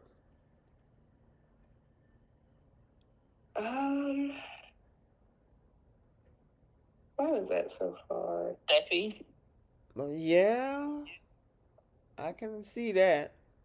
I was actually gonna say Victoria. I don't know what she do this week. But she has audacity every week. I mean, yeah, for the most part. But the way that she was talking with Sally, and also the way that she was talking to Lily about Chancellor, like, Yeah, she can get that award too. Mm-hmm. I agree. Um, yeah, I'm gonna give it to three people can share this one. Brooke, Steffi, and Electra. Ain't nobody owe y'all no information about what they doing. They don't have to tell Nope. y'all nothing. And then you gonna use your boyfriend privileges to get an answer out of Will. I'm glad he didn't say anything to her. You promised me that you will never lie to me and keep secrets from me. That don't work in the business world, ma'am. Yep. So don't throw the boyfriend privileges on the line so you can get the answers that you need. It's not gonna happen. And then she had the nerve to say, we'll table this for now. So she's going to keep asking this man about this. I mean, she should know if he's working for Spencer and this is an opposition. Why would you? These people actually think that they're gonna just spill the beans to them. That's what makes it so All much right. of the audacity. You're not entitled to that information just because you're dating a Spencer. Your sister is also a Spencer, and Steffi feels that Katie's cool, so maybe she'll tell me. No, nope. Yeah. Give Vanessa Audacity Award too because it was last week or last Monday Mhm. when she called Danny to come over Mhm. because she didn't want to hear what Nicole had to say because she knew Nicole wouldn't tell her what she wanted to hear. She thought Danny Girl. would, Yeah, and then and she when threw Danny Danny didn't, out. she told her to get out. Like, I said that last week. I said Vanessa get on. I mean, yeah, Vanessa get on my nerves. She only want people that's gonna tell her what she wants to hear. mm-hmm. She said, "I need a friend. I don't need a therapist." I'm like, and then you got the Okay. friend to tell you the truth, and you threw her out. Right. I'm like, girl, okay.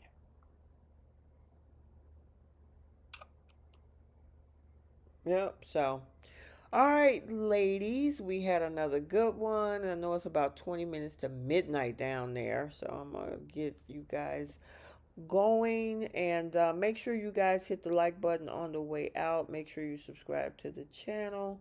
A lot of the aftermath of Beyond the Gates is going on this week.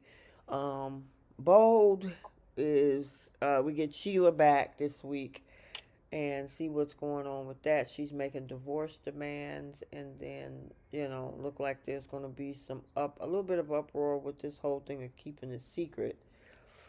And then Young and the Restless, well, it is what it is. So Yeah. That's the best way to describe that. I couldn't even nothing even popped in my mind. I know I saw the spoilers, so it must not have been something that just It's I, significant. right, right. All right, you guys. I Well, really, I, go ahead. What you say, Bree? no, so I was going to say, I can't even think of anything. Me either. And I saw the spoilers, and it's like, okay, what was it going on this week? I forgot. Must not have been that Honestly, important. too much. And I can't believe I'm saying that about Y&R. Y&R used to be. Well, when last time has Y&R been really, really good on a consistent basis? Mm. Man, y'all got to think It was about it. before. It was definitely before the whole um, niece stuff happened. Definitely before that. I feel like since the whole what did his name used to be? Dumas. His code name, yeah.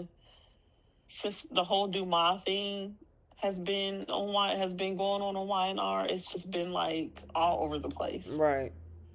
I agree. Um, but before that, I would say I don't know, maybe the drama that Jordan brought. Oh, that was pretty with the needle in the neck. Yeah. Yeah. Yeah, That was Claire that yeah. stuck her in the neck with that needle, wasn't it? Yeah. Was That's it it. clear? I think it was Yeah. Claire.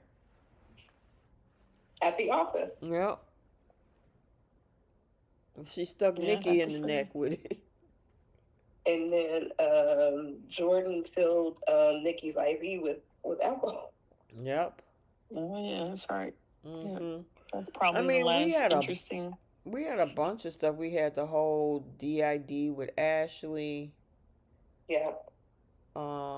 We had the drunken night, well, the pill popping night with Jack in the hotel room that is Victor still butthurt about to That was this day. hilarious. That was hilarious. Peter and Melody rocked out on that scene. They did. Mm-hmm. So it was funny.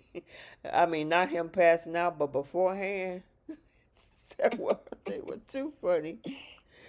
But yeah, so I guess just if hopefully there's some good stuff to watch. I know I'm gonna still try Bree, even though you said it's a continuation from today. So is it a filler?